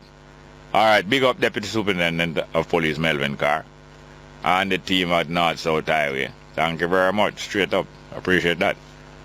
We have some callers there, please. Morning and welcome to Straight Up. Hello. Bongo Jerry. Welcome, sir. Asta Black that. Yeah, man, but I want you to speak to Paul Campbell, the lunatic. Hold on. Paul Campbell, the actor? No, he's called me the lunatic. Thank you so much. Mr. You hear me, brother? Mr. Campbell. Yeah, man, Paul Campbell, the lunatic. Yes, sir. Yeah. How you doing? Fine, thank you. How you doing? How you doing? How you doing? I'm good, man. So what you doing? What you doing now? You holidaying or you live in Jamaica now? Well, I tell you what I'm doing here. I'm having a film festival called IFIAS Film Festival. Oh, yeah? Held at the Glistening Waters Resort. In Falmouth?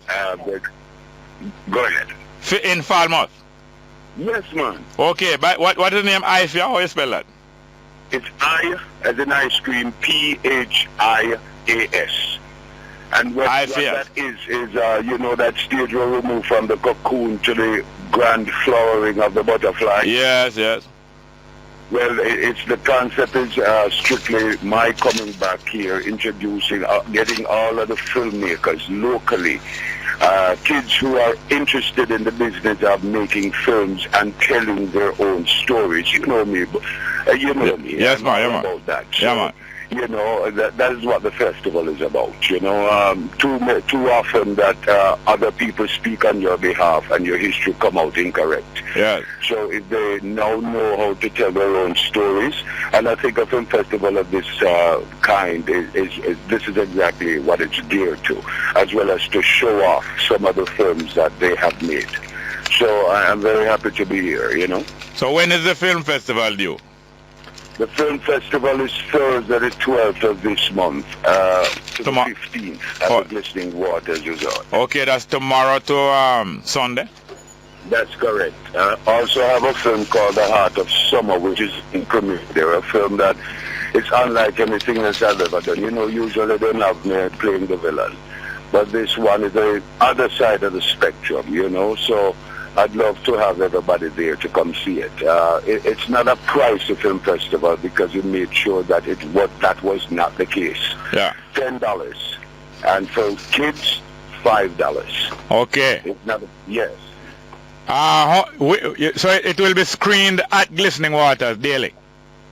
It is going to be screened at Glistening Waters daily, and there is a eclectic upon the line Jamaican big youth performing nightly. Oh yeah? Big youth, Cam Hall, Benji Myers, that kind of thing. Real reggae music. What I'm wanting it to be is more home atmosphere than anything else, and that is why we chose Glistening Waters, because it has a tendency of giving you that sort of intimacy, you know, and I think it will work well for the festival. So tell me something now. How many films are you screening daily or nightly?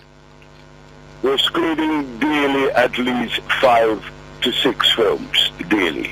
And when the sun goes down and the shadow comes over, we start up with all of the different era of Jamaican music. Oh yeah? There's going to be a jazz night as well, where there's some jazz masters, you know. Tonight we're having a launch at the Blue Beat, next to Margaritaville. Yeah. Yes, it's a press launch, and it starts at 7 o'clock. Yeah. Tomorrow is it?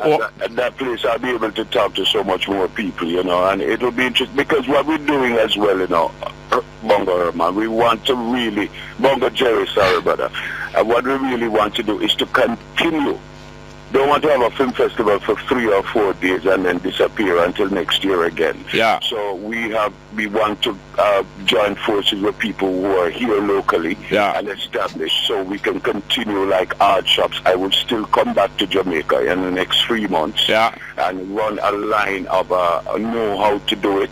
You know, I've run some master classes as far as the acting is concerned. Yeah. I have directors who are going to be flying back to Jamaica, you know, in another 3 months to teach how you deal with the camera. So this I want ongoing. Yes, great. Now tell me something now. Will any of these films be available on video, or they are pre-release, or what? No. These films it's the first time. It's like school, and people are bringing their films. Oh yes. Marketplace. To see it. But what is the general theme? Yet reached that point. Okay. You know what? This is just where first time people from Canada, people from the rest of the Caribbean islands, Trinidad, Barbados, they've all submitted their films. Okay, so Jamaica too. Yes. You know, so it's wonderful to really have a wide cross view of audience sitting down and seeing it for the first time. You know, it's exciting, and to cover it all, we have absolutely wonderful indigenous reggae music. Yeah. By the way, Friday, tell me about Friday, Saturday and Sunday. Repeat for me, because those are the times that, because I would like to come down and review the film festival, you know. We've made it very easy. We've made it very easy in that if you understand ifs.com, there is a schedule from Thursday right back until Sunday with specific dates for specific performances. Okay, so what iFlex? iFias, that's I. Oh, iFias. I-I-A-S. Oh, IPHIAS.com. Okay. There you go, sir. All right, Asta. Don't hang up, because we need to talk to you after the year. But thank you very much. Thank you very much, Paul Campbell. We will come review the festival. Hello? Bongo Jerry. Yes. Also, at Blue Beat, every Friday night we're going to be doing spoken words, poetry at Blue Beat every Friday night. See? Blue Beat is on the Margarita Strip? Yeah, on the Reggae Walk of Fame hit strip. Montego Bay, it's a Margaritaville property. Yeah, okay. All right. I'll hold on. Yeah, don't hang up, please. We have another call here, some text messages. 1 minute. Walk one, Jerry. Jerry, Smart. Is that Wilson? Yeah, man. Hello? Walk one. 1 minute there. Just run the numbers for me, please. 1 minute, Mr. Wilson. Yeah, man. Cut off.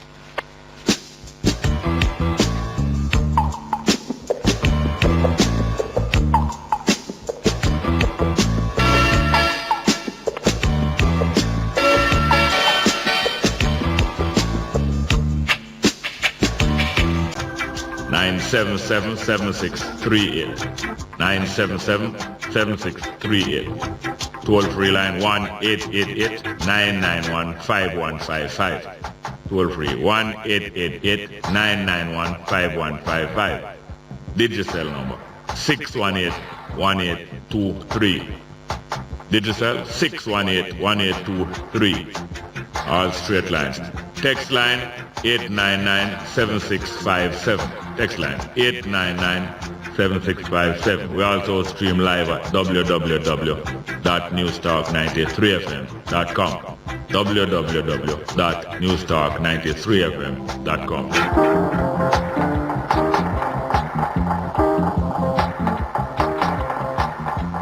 Welcome back to Straight Up. Mr. Wilson, are you there? I'm here. Sorry to hold you up so long. Go ahead. I hear Mr. Wallen saying that when he was a little boy. Yes, sir. Wait, talk up a little louder. Yeah, man. Mr. Wallen said when he was a little boy. Yes. He used to shoot birds. Yes. Where Guinea. But the Guinea, what kind of Guinea thing call it again? You're asking me, you are coming here to inform. You are coming here as an informer to inform us, and you're asking me what kind of Guinea Holness used to shoot? Him say wild Guinea. I think him say wild Guinea. And is that your phone here about? Not that only. What else? Some more other things. So your phone here to talk about Holness boyhood?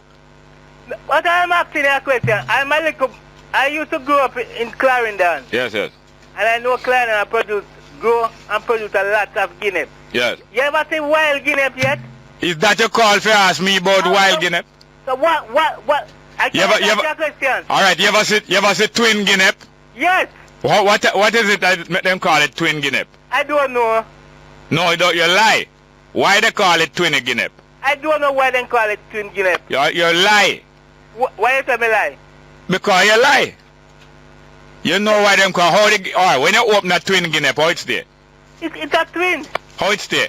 It close up to one another. One another what? One another what? It close up in the thing. In the seed bag. In the seed bag, right? Two seeds close up to one another. Like you and then is that you call me for come talk about wholeness boy? I'm not that alone. Is you call me for come talk about wholeness boyhood? So me can ask you a question. How you for go ask me about wholeness boy? You know about him boyhood. I don't know nothing about it. But I ask you ever see wild Guinea yet from your band? Is that you holding up the time about? I'm not alone. Alright, what is the other thing you call about? These top ranking like politicians going over and having sex with women. I would have been sex with that? Michael Manley? What? Who are you talking? Michael Manley? Man who is alleged that he's saying that woman raped them. Woman is saying that. Yeah, and it's those things. You talk, you politician boyhood and politician rape. That's what you call about this morning. But I am warning. I'm putting out a warning. Listen to me warning, man. Man who go and having sex with them, man. Don't make them take any camera. Or you warning them. Yeah, I'm warning. But you now warn the one. You now go warn the man who go wrong have sex with man though. That one alright. I don't know about that. Alright. If I having sex with them, I don't want to put up no camera. Alright, yeah. So you is a twinny. Camera. You is a twinny. No. Alright, thank you very much. Next call. Everyone really late try. Commissioner of Police, Dr. Williams. No, get out completely. Thank you very much, ma'am. Next one. Morning, Mr. Welcome. Mr. Small, I hear a statistics on the radio last night. Yeah? That 86% of the murder victims in Jamaica this year are males. Yeah? Yeah, 86% of the 1,030 something people that died. Yes. Are males. That's a worrying statistics, you know, Mr. Small. Well, it don't surprise me though. I would imagine that the vast majority of people, well, maybe not as many as 86, because a lot of people kill, a lot of men kill women and a lot of 86, yeah. 86% are males. Out of every 100 that die, 86 are men. Yeah. And there's a lot of black businessmen in that category. Yeah.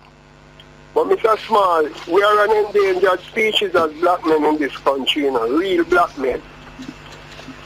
And I think it's about time the black males step up to the plate and start doing some fundamental thing to build a good legacy around here for the children. The time say black man step up to the plate and start wash the plate. Yeah, because Mr. Smart, don't you think it's the responsibility of a man to keep his children and their children out of arm's reach? Of course. Yeah, because we can't leave this poverty environment to the children, Mr. Smart. No. Jesus not going to come and solve this for us. No. Another thing, Mr. Small, there's a money on the ground that they call working capital, you see? What they call working capital? Working capital, money that you need in your pocket every day. Yeah. So that you can live, you know? Yes. Regular money, I call it regular money, but in the business world, they call it working capital. Yeah. It is that money that the people must focus on, you know, and not the big investment. Because you see this working capital, no matter how big the business is and the building pretty, if they don't have the money to pay the staff every day and pay for the overhead, the business is just going to crumble, you know. Yeah. And every community needs to ensure that their community has some business model in it that attract people so that people can come into the area and do business and create a multiplier effect of money that everybody can get a little money from time to time. Yes. Because with even me, even some regular 2,000, regular 5,000, that's all I need coming in, you know. Yeah. I don't have to get $100,000 one time, you know, Mr. Smart. I see that. Yeah, but those yeah, of course, it's vital. Must come through. It's vital. Infrastructure development. In terms of business, money is like a vital fluid. Whether it's like a vital fluid. Yeah, without it, your business will die. Yeah. All right. But you need proper infrastructure in your community and your business place. Yeah. And good socialization among people. Yes, that's true, man. Thank you very much. Yes, sir. Yeah, respect, Mr. Smart. Yes, sir. Let's go for a break, please. We'll read a few text messages before I get back to the phone, yeah? Bongo, the labor rights keep saying Siaga gave names. Why? What are names without evidence? Simple-minded reasoning, yes. What you want to do is get credit. You want to get credit without really do the thing. You want the credit without do the thing. Next one. Jerry, we need a fixed election date. What do you say coming from Apache Lodge? No, that is a useful thing. A fixed election date for election, national election, local election, and even head of government election. A useful thing. And these constitutional changes, matter of fact, a constitution of the people of Jamaica must be formulated, must, because this one is not of the people of Jamaica. Next one, Jerry, did you read the signed and sealed document from a St. Mary girl now living in the UK about Bobby Montague? No, I did not read it. I've heard of it. Don't know anything about it, don't read it. Everything will come out eventually. And it will also come out what is the source of it also. Next one, Jerry, I was hit off my bicycle by some police. And when I put up resistance, Jerry, I almost get executed. What do you mean put up resistance? What did you do to put up resistance? I have to read it back again. God bless Tugman from the tire shop at Walton Park Road and Spanish Town Road. May his soul rest in peace. Yeah, man. Tugman. Old time Tugman, the tire man there. I'm going to read it back again. Jerry, I was hit off my bicycle by some police, and when I put up resistance, Jerry, I almost get executed. You mean when you protest, when you get hit down, you protest and you lick out? Or what kind of resistance? Because sometimes some police do you something, you know, and in order to cover it up, them hold on for you like you do them something. I don't know if this is the case. Please explain more. Next one, Jerry Morning. Fox is a real night. What? Fox is a load poop. If you follow him on Wanga, you lose your work. Oh, load or loud? It look like I must say loud. You want to say loud? I don't know what is a loud poop, but I have heard of no, I don't know what is a loud poop, but I have heard of a loud poop. I've heard rumors of it, and you know, a rumor is really a breeze. A rumor is a light breeze, you know. And therefore, if it's a light breeze, you might smell it, or it might blow past your nose, but I don't know. Anyway, I don't want your class, me listen to them way there, you know. Next one. Good morning. Welcome to Straight Up. Hello. Good morning and welcome to Straight Up. Hello. All right. Hello. Yes, sir. Welcome. You just come on now. All right. Yes, sir. You joke as well. Now, let me ask you something. Yes, sir. Because me, I hear a whole heap of news.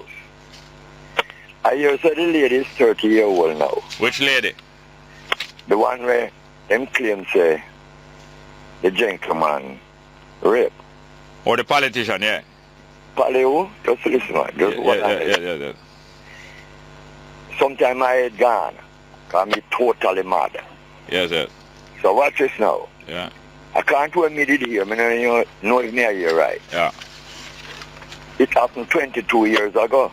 And she is 30? Yeah. Mm. And I can't tell me understand. What cut them off? Hello, are you there, sir? Please call us back. We wanted to get a chance to say what you're saying. Please call us back. Please call us. That maybe the accident was on your side of the line. But please call us back, Mr. Neville. Neville, please call us back. Tell Neville to call us back. Next one, please. Good morning. Welcome to Straight Up. Hello. Jerry, good morning. Welcome, ma'am. Welcome. Boy, Jerry, you're really liar for the JLP. You see, anytime anybody come with anything about the JLP, you scare them on, you twist them on. The man already tell us, say, the man say, want to move the man from the ministry. And you carry things to another level by just one question and question the man. Hold on. Stop right there, sir.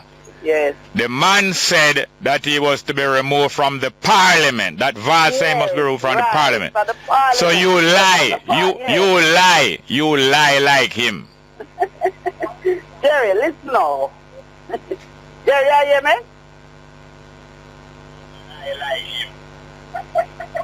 Jerry, listen now.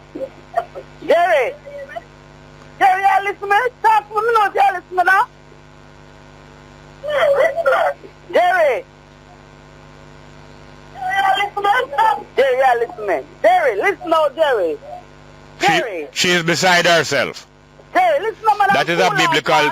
She is beside herself. That's a biblical way of saying that she is mad. You hear her beside herself talking to herself and echoing herself. Why you afraid She of is me? beside herself. Why you afraid of me?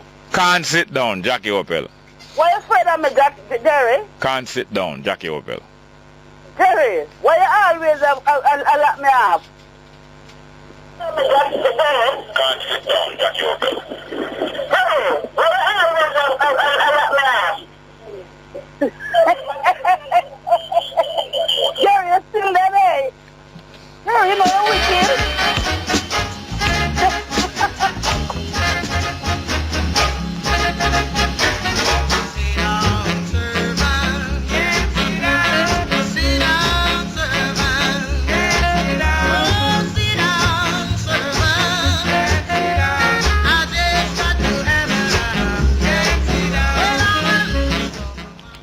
All right, we have got to take it out of here on the way out with Roy Ray and also. Good morning, welcome to Straight Up. Hello. All right. Yes, sir.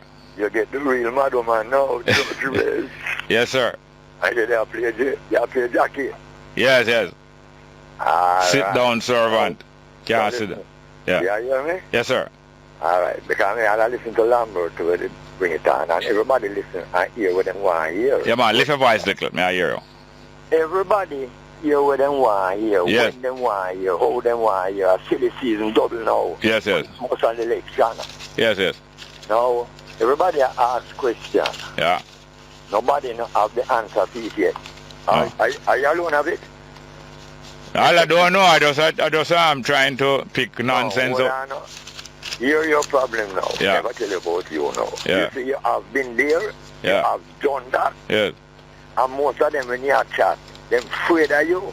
Oh, yeah? Yeah. Where you know people afraid of the most? The truth. The truth, yes. You tell all the magician, take the matter out of your eye. Yes. Before you see my one. Yes. Because if I see you ain't know something wrong, go looking at the mirror. Yes. You understand, Jerry? Yes, now, sir. Listen now. When them say and them say you fight against JLP. Then say you fight against TNP. Yes. While ago you asked a brother a question on the matter about no woman. Here where you ask him say, if a Michael him attack. Yeah. But him not understand that. No. Like when you say, them poison decay enough time. Yes, yes. Alright. You did a live a roof and road? Yes, sir. Alright. You know Bobby Lightburn? Yes, sir. you know after Sangsa did. Yeah. And who the Governor General when the whole of them Eddie wasn't here. Yes. And you know who them appoint as Who them send for? Who them send for, yes? No, you know who them did appoint as, say, Prime Minister? Yeah. Who? Well, after a while them appoint Shearer, but a Lightburn. Man. Lightburn. A Lightburn them there apply. Yes. And then Eddie come and go up there and say, not under him dead body. Yes, sir. Argument done. Yes, sir. Thank you very much. Jerry. Yeah, man. Thank you very much. Easy. Glad you remember. Next one. Morning, welcome. Straight up, hello? Yeah, morning. Yes, sir. What going on? Plenty. Yeah, man. Lift the voice and keep it up. Plenty. Yes, sir. Keep it up. You can hear me? Yes, man. Keep it up. See me up there. Yeah. I don't want to tell you say up, you know. No. Me hear you ask St. Patrice and it's a question. Yes. If the user fee did a broke down the thing, yeah, why the other party never change it? Yeah. I know so politics go. Yeah. Then all that. If a government come in, yeah, and stay for 4 years and say them remove user fee. Yeah. The other government will come right after can put it back. If them can put it back? Yeah. They can, but they choose not to. Well, exactly, because if they put it back, the country now would have tear down. If they put it back? Yeah. Or maybe if they leave it there, maybe they get 4 years. Huh? Maybe if them leave it there, them get 4 years. Well, all that too. Sometime when you go to traffic court or when you go to criminal court, sometime up here 9,000 fine I get out, you know, whole morning, 9,000, no matter what you do. Yeah. And sometime when you go to criminal court, you know, pure 5 year I get out, you know. 5 year hard labor, lashes in and lashes out, that I get out. Yeah. I don't know if a 4 year I get out now. Well, look so, but look here. The man, where did I say about Darrell Vard? I him slip up with you. Him slip up how? I must say, remove him from out of the seat. Yes. And I never saw, because first of all, a senator can move a MP from out of his seat. No, sir. A senator can only move a minister from out of the cabinet. Exactly so. So you're saying that him slip up. But time and again, even laughing, he reiterated it and insisted on it. So it's not a slip, that. Well, That is caught in the slips. That's not a slip. Well, put it this way, that confuse him oneself. No, he was not confused. He was deliberately, he they frame it that way. I mean, it's quite entertaining. I would welcome a phone call from him again, because he's quite entertaining. Him can reason good, but faulty. Reasoning good, but faulty. Interesting, but faulty. I never say if a 22 year ago, but that wouldn't be 22. 22 years ago, what happened? But the allegation. What do you mean it wouldn't be 22? No, 12. No, why? Why? The girl say it a go on from she at 13 till she at 18. Yeah. And she at 30 now. Yeah. I wouldn't 22. No, hold on. He probably got a different report where he heard that it's 22 years ago. I heard a different report that says she's in her mid-30s. So it's 3 different reports. This, me, you, and him, I hear pieces of it now. You understand that? Yeah. You understand that? Yeah. So the pieces, when you fit the... Jigsaw. Yes, sir, we have to call jigsaw. Can a pig dance a jig for a fig? Twisty and twirly was 2 screws, and Dan is the man in the van. Thank you very much. Yeah, let's go for a break, please. Straight up. Text message time, and we're going to run the rest of the phone call a little bit shortish. Next one. Bless up to the people in Sophia Yard in Brayhead listening, like Gerald, Shellyan, Dalton, Davian, Jerome, Mara, Abigail, and Ali. All have it locked. I would read it again, but through a shorter time. We're not shorter time, but we're just in time. And we can save 9 without by repeating. Next one, Jerry Fox talking nonsense. Police report the gun was found in his crotch, not in his waist. You think Jamaican man going to search a man crotch? Not likely. So the gun in a bag, it thing work. Next one, it work up to a extent, but it get him dead. Next one, good morning, Jerry. I'm going to point out something to you. You got cars from Peter Phillips and Peter Bunting. What did you get from the JLP? You bite the hand that feed you, Redman. Redman, you're an idiot. I mean, I'm so sorry to say you're an idiot, Redman. I bought a VW bus from Peter Phillips in 1973. I bought it. Peter Bunting in 1989 through Manufacturers Merchant Bank. He financed a car loan for me, and I bought a new car and paid him back. None of them have given me any cars, Redman. You're an embarrassment to red people, or to the name Redman. I don't know if you're red, or I don't know if you are red. Next one, Jerry, I heard that the gays are going to help PNP win the next election. Next one, Jerry, what did happen to that Tafari guy? Did he jump off? No, I don't think so. Next one, a Tafari in your attack. Next one, last night Jerry said something about revolution is forged through the barrel of a gun, no, of a rifle. I said no such thing. I said that Mao Zedong, we were talking about China, and China taking over people's place in Africa and Jamaica and all about.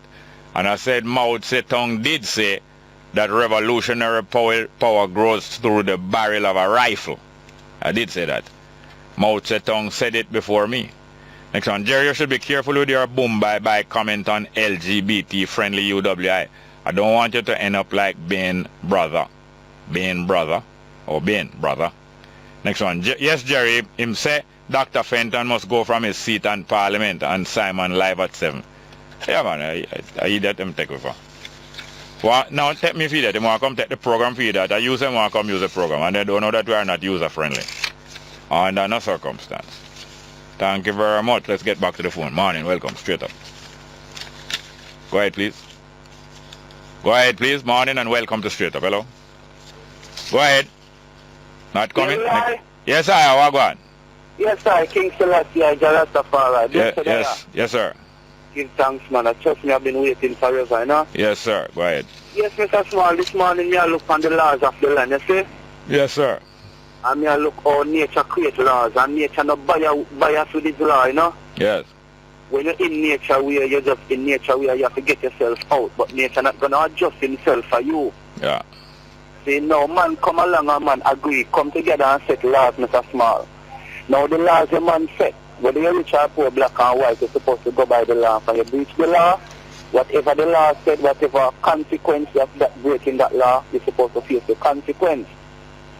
Now, me look on a thing with the plane, where they are Mr. Small, the plane it's one of them country there and was brought down somewhere in Egypt. Yeah, Russian plane. Yes. Now they claim to say England did have some information and now let it go. And then now the people who brought down the plane, either them send a message and make a phone call and say, boy, you know, sir, we bring down the plane there. How is it that a group of people can come together, Mr. Small, and take down a plane out of the sky, kill off people, and make the claim to boy, we do it. And there's no law to come in place to say, boy, you shouldn't do that and we have to bring it to justice, Mr. Small. No, look here now. You have international law, and all the while people do things and claim it and say, yes, we do it. It's that been going on for thousands of years. People do things and claim and say, we do that, and me do that. So if there's laws, international laws, yes, and who can do it, who can go implement the law, go do it. If you can do it, you do it. If you can't do it, you can't do it.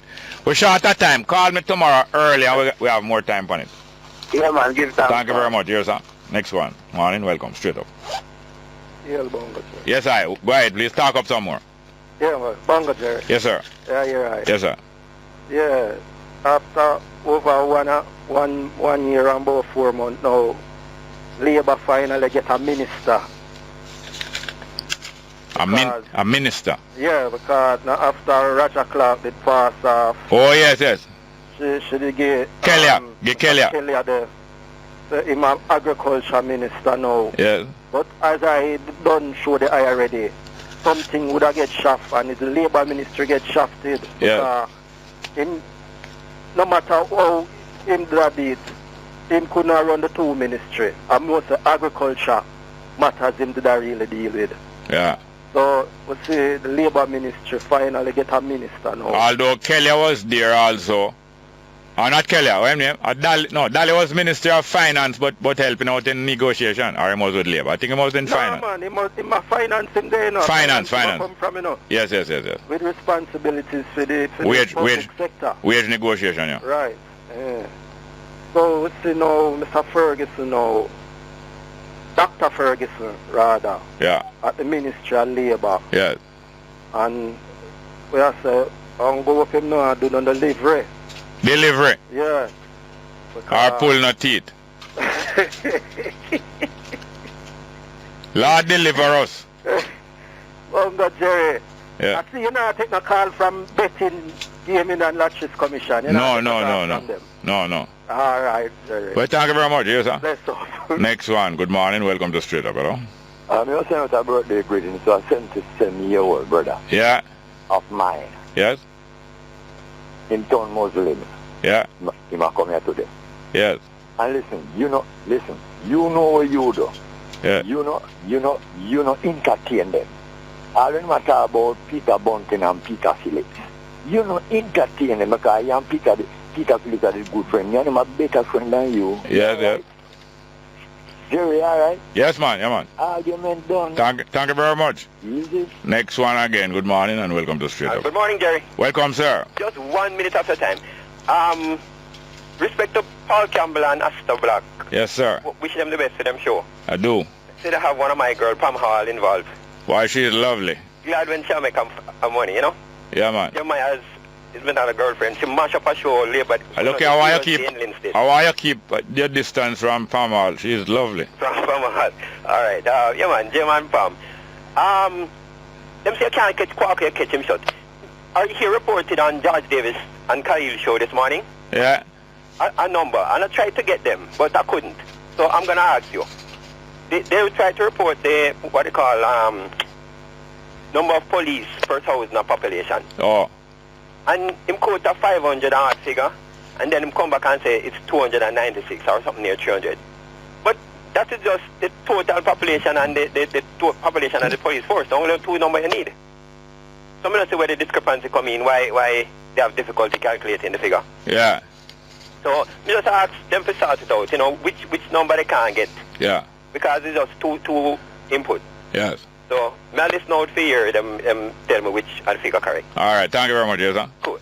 Next one. Good morning. Welcome to Straight Up, hello. Good morning, Jerry. Welcome. Yeah, I'll do it real quick. Yeah. The system have people thinking that legal means right. Yeah. And that's not the case because remember slavery was once legal. Yes. So I'm going to discuss it some more tomorrow, but Yes. I'll leave it at court. Yes. They wiped out an entire nation to take the land. They changed the name and call themselves Americans. Yeah. When you call them an American, you obliviate the correct history. They are not Americans. They are European settlers. Yes. That's all they are. Yes. If they are not European settlers, they are certainly sons and daughters of European settlers. Yeah. They are not Americans, and you should not call them Americans. Yeah. To do that would misrepresent the true Americans or the American Yeah. Indians. But you know where the name America come from? From the Amerindians. No. Them put on the name Amerindian. Them put on the name Amar and them put on the name Indian. It come from a man named Amerigo Vespucci. Yeah. Or Italian. Amerigo Vespucci. When I say white man, them name the continent after. So that is, you know. Thank you very much. Let's talk early tomorrow. All right, Jerry. Desire. Next one. Good morning. Welcome to Straight Up. Hello. Yeah, Jerry, morning. Welcome. Morning, Jerry. How you doing? Fine. Go ahead, please. Yeah, quickly. Tell me something. The Prime Minister is set to call the election. Yeah.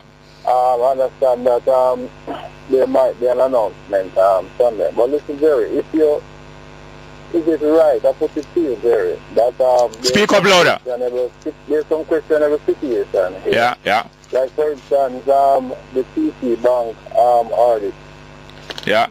Isn't there some investigation going on regarding that? There's also funds removed from the Safety Housing Agency. Yes. The alleged $3 billion spending by Mr. Arnaldo Brown.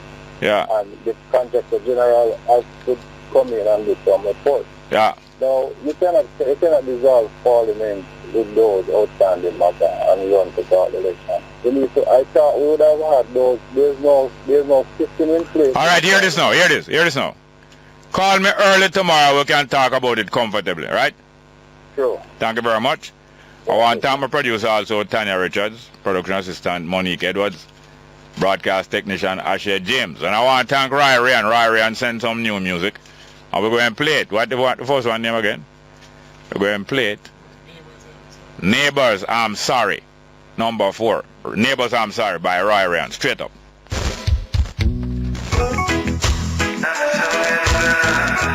Baby, I love you so much. I wanna feel your touch now. Heard a lot of love stories. I used to call them fairy tales until you smiled at me. Now you become my reality. Every day I used to fantasize. Now you are by my side. Yo, baby, let's go for a walk. Later on our bodies will talk. Neighbors, I'm sorry, I had no intention to disturb. Yo, neighbors, I'm sorry, though I don't give a damn if you hear. Neighbors, I'm sorry, I had no intention to disturb. Yo, neighbors, I'm sorry, though I don't give a damn if you hear. All the moaning and the groaning and screaming and shouting, bed breaking down, voices calling for more. Oh, I'm so in love, and it feels so good.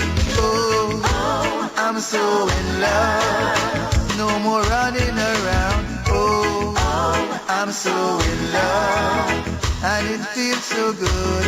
Oh, I'm so in love, no more running around. Never believed in love at first sight, thought that was only in the storybook. Now cold sweat is washing me down, running around like a circus clown. I've lost all my appetite, I'm in love and it's feeling so right.